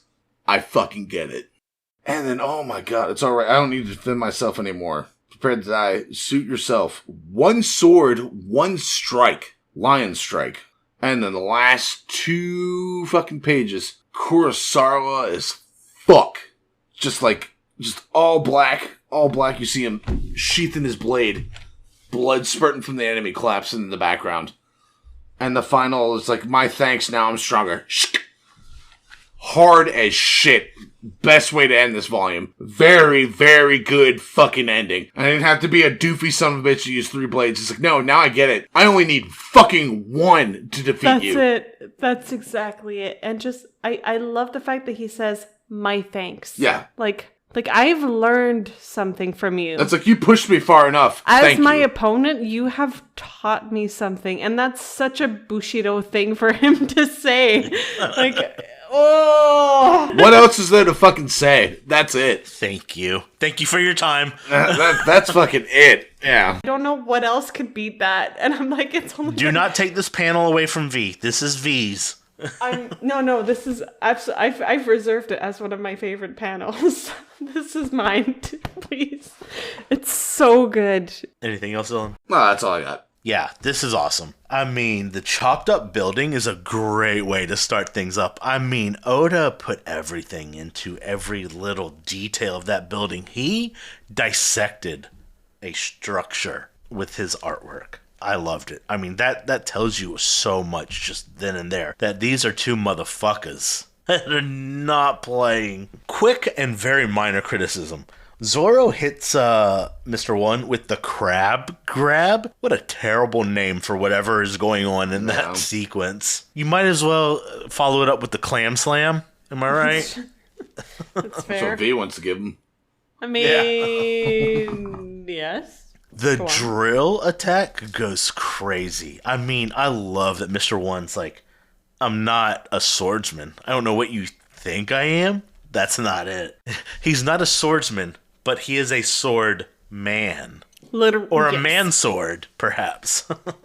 And then he hits him right in the torso, and I'm here with V. That torso needs some attention. Please, God. Let me give him some kisses. That's all he needs. He needs some V kisses on his torso. I mean, no one takes this much damage to one part of their body, and it seems like Zoro is always torso. Constantly. But it's awesome. I mean, the whole drill thing is super cool, and it's like I was saying, I think everything outside of the Mr. 2 Sanji fight has been drawn so well. I do not intend to take anything away from Oda with my comments from earlier, because everything has been clean, crisp, detailed. And then, yeah, I mean, just from there, it's amazing art. I mean, the column, Zoro's blood pouring out of him is incredible. Bloody Zoro is up there with Usopp, but for different reasons, just as far as battle damage wise. I mean, come on. It gets a little texty on 16 and 17. But I don't think a word is lost there. I think it's very intentional. Yeah. I think it's great. It's just a jump from what we've seen because the rest of this volume has been very dialogue sparse. But Zoro has thoughts. He has words. He's letting them known. And I feel like he also doesn't necessarily linger on it. Like there's it is texty, but it still serves a purpose. It's quick. It is quick. Yeah. And yeah, I mean, how could I skip over the last 2 pages here? I mean, incredible. If we didn't have V as a participant, I would grab this. Oh. I'd say that's mine, but I'll let you have this. I've already saved it. Going to the good old spank bank? Yeah. You don't need to know about that. Well, I think that tells us everything we know. Don't worry about it. To summarize, what a great way to end this volume. I feel this volume as a whole was it gave us more of the same. And once again, I repeat myself, but that's not a negative in any way. I feel like that one note that this whole volume gives us is a good, great even note. Action out the ass. Good action, great art, and some really interesting storytelling in between. I'm not going to repeat myself any more than that. I loved it. And with that, we bring our discussion of Volume 21 to a close. Woo! Go ahead and open up our final thoughts. I will kick things off, followed by V, and then Dylan. So, this volume had a lot going on. It started off, Sanji's fight wasn't bad. I mean, just everything that came after it just really left it in its shadow. The fighting of this volume was the main thing. And that was 90% of the volume.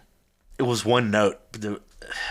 Here I go repeating myself again. But it was a great note. It was done almost entirely well. Again, I'm taking some issue with Sanji versus Mr. 2. It was a little cluttered and hard to follow for some of the panels. I can't think of a volume that progressively got as good as this one did. I mean, every time we moved on, it was better than the last. I do have a special soft spot for Nami. I know I said I was going to rank the fights, and I didn't because I was just so caught up. And so just for my own personal bias, I'm going to put Nami just ahead, but it's close. It's close. I think Nami's development was really great for a character who really needed it. I think Nami needed what happened there to prove her as something greater than what we've seen. Whereas we've kind of seen Zoro as this... Yeah, Nami's coming from basically, as a fighter, nothing. Like, we haven't really seen Nami fight at all before. And this is her really coming into that from the ground up.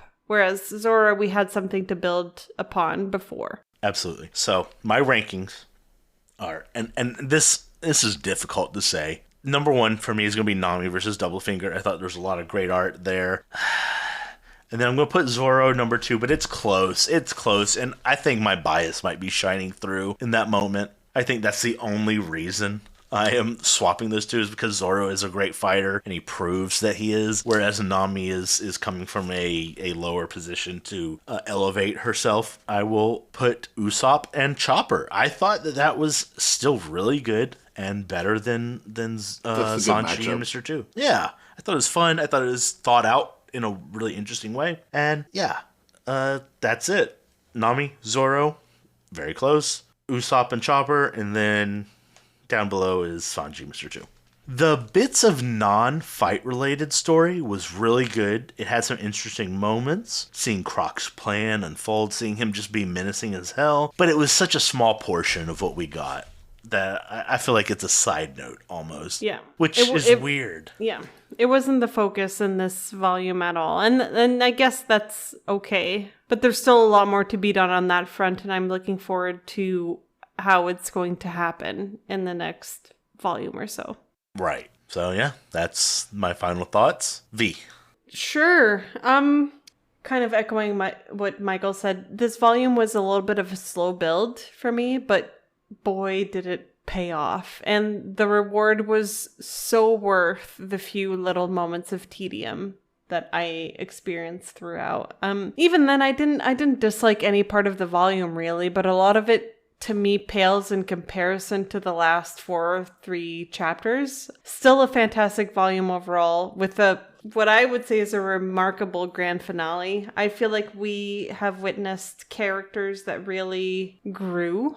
You know, obviously I talked about Zoro kind of having his moment in the limelight and having his first like major character development moment since the beginning. But Nami's made a lot of progress also as her knowledge and her ability to fight with the climate baton came to light. And I mean, the Sanji versus Mr. 2 fight I think it was good. It was an interesting display of action and whatever, but it didn't, kind of echoing to what Michael said, I feel it didn't bring a whole lot to the depth of the characters that I got from some of the other encounters. This was a really good volume. A highlight for me for sure. And I feel like I had some criticisms about Baroque works in general because I was feeling, and I've recently been listening to some of our past episodes, and Baroque works to me at first felt a little bit like we had so many different characters to have to pay attention to it, and was getting a little, I don't want to say it was getting old, but it was a lot. But I feel like all of this paid off, or at least is starting to pay off in this volume, in that we're getting really interesting character development moments with the Straw Hats as they're kind of reaching the end of their journey towards defeating Baroque works. And I'm very excited to find out what is coming next. But it felt very fulfilling. It felt very... what's the word I'm looking for? Like, I guess the sentiment that's coming up is it paid off. I feel like there was a lot of resolution in terms of the character building and the fighting, and just in general, this is, to me, really the beginning of the end of the Baroque Works saga. As we're Crocodile's seeing, guys are falling one by one. Exactly. And so what's left, really, if you think about it, is Crocodile. Because Mr. One's gone. Doublefinger's gone. I mean, we could still count All Sunday as being part of the, but you don't. The obstacle. But I still think that All Sunday has some, things. I still think that she's going to end up being more of an ally to the Straw Hats than she is going to be an obstacle. I don't know to what extent, but that's my feeling on it.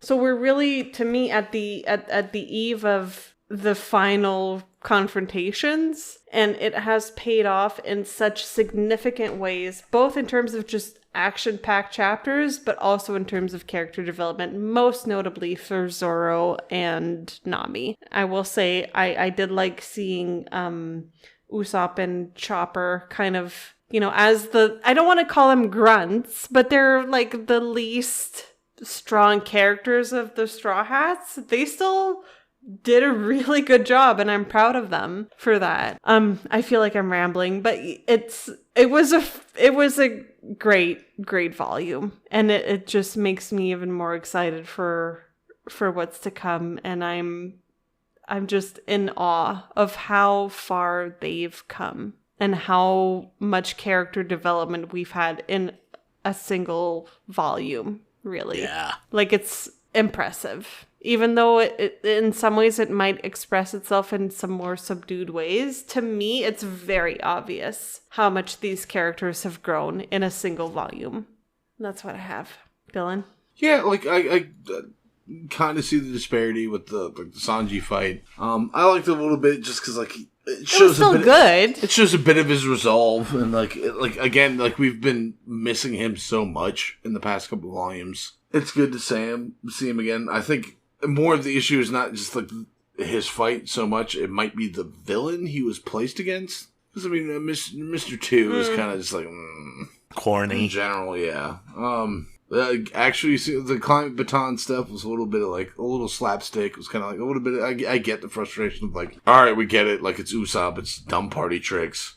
But I did like the fact that, like, she was able to figure out, it's like, it does all these things. Usopp wasn't able to see its potential. I figured it out because I'm the navigator climate person. That was really interesting. And what can you say? I mean, Zolo gets his ass kicked to the brink of death. And at that point, it's like, oh shit, now it clicks. That's where he thrives. That's where he grows. Exactly. That's where that's how he gets stronger.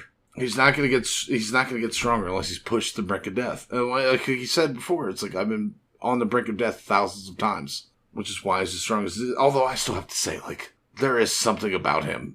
It's not normal. It's not natural. I guess it's like, the lifting a building thing? Yeah, it's like, I know you can go through a lot of training. It's like, there's been several times where he's been pretty much mortally injured. He's taken, like, a nap for 2 or 3 days. I'm like, yeah, I'm more or less okay. There's something going on with Zolo, and I'm very interested to see what that something is, because he don't have devil fruit powers, but he's not a normal human. Maybe it's his swords. Well, I mean, there is a lot of background information with regards to the swords. Yeah. You know, like, Tashigi was getting into the power of the swords and whatnot when they were in Logtown. Well, the interesting thing is, whatever. we saw this development with the swords.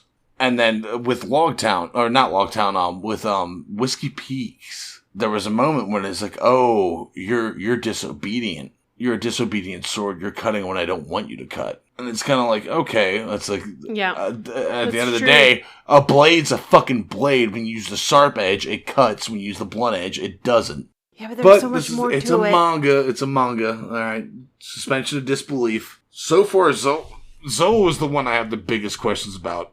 Just 'cause there's something supernatural about him. And it's starting to drive me fucking crazy. It's like, I think 3 swords is lame, but you are a cool character. And there's a depth to you that I don't understand. I want to understand. I kind of get it, because I was saying, like, he is a king among men, and it's true that in many ways, he's not a normie. He's just not a regular stan. There's something, and I don't know what it is, but there is something.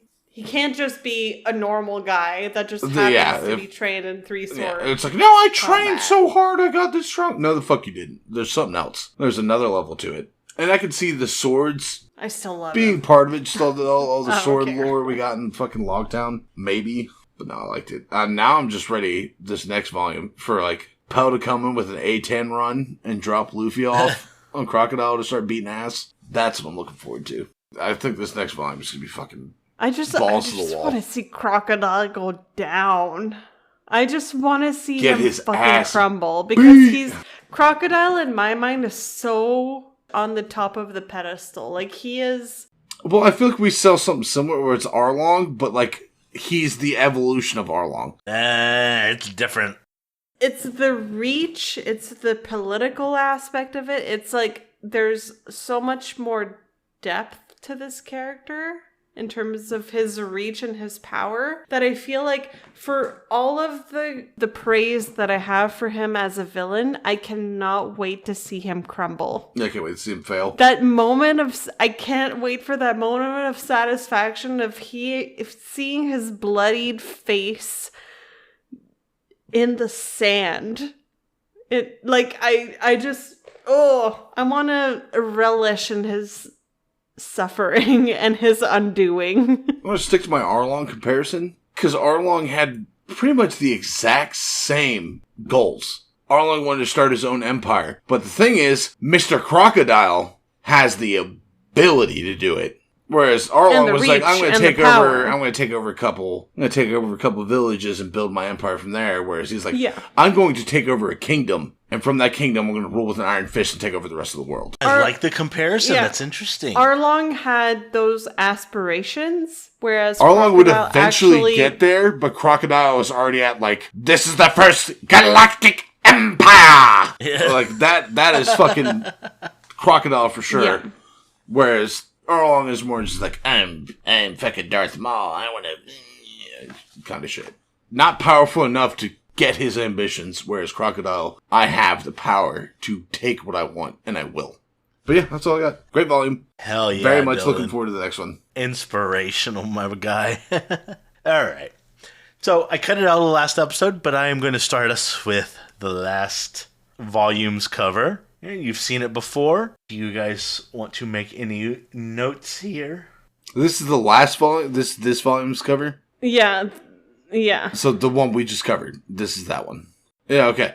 Well, this very much makes sense because it's the lineup of This is the lineup of the bad guys we see. I like it. So I've spoiled myself, but I have seen the upcoming one, and I love these two series of covers. So it's a good bit. After getting through what we saw, this one's great because it's the lineup of all the bad guys we see. In order. The Straw Hats fight.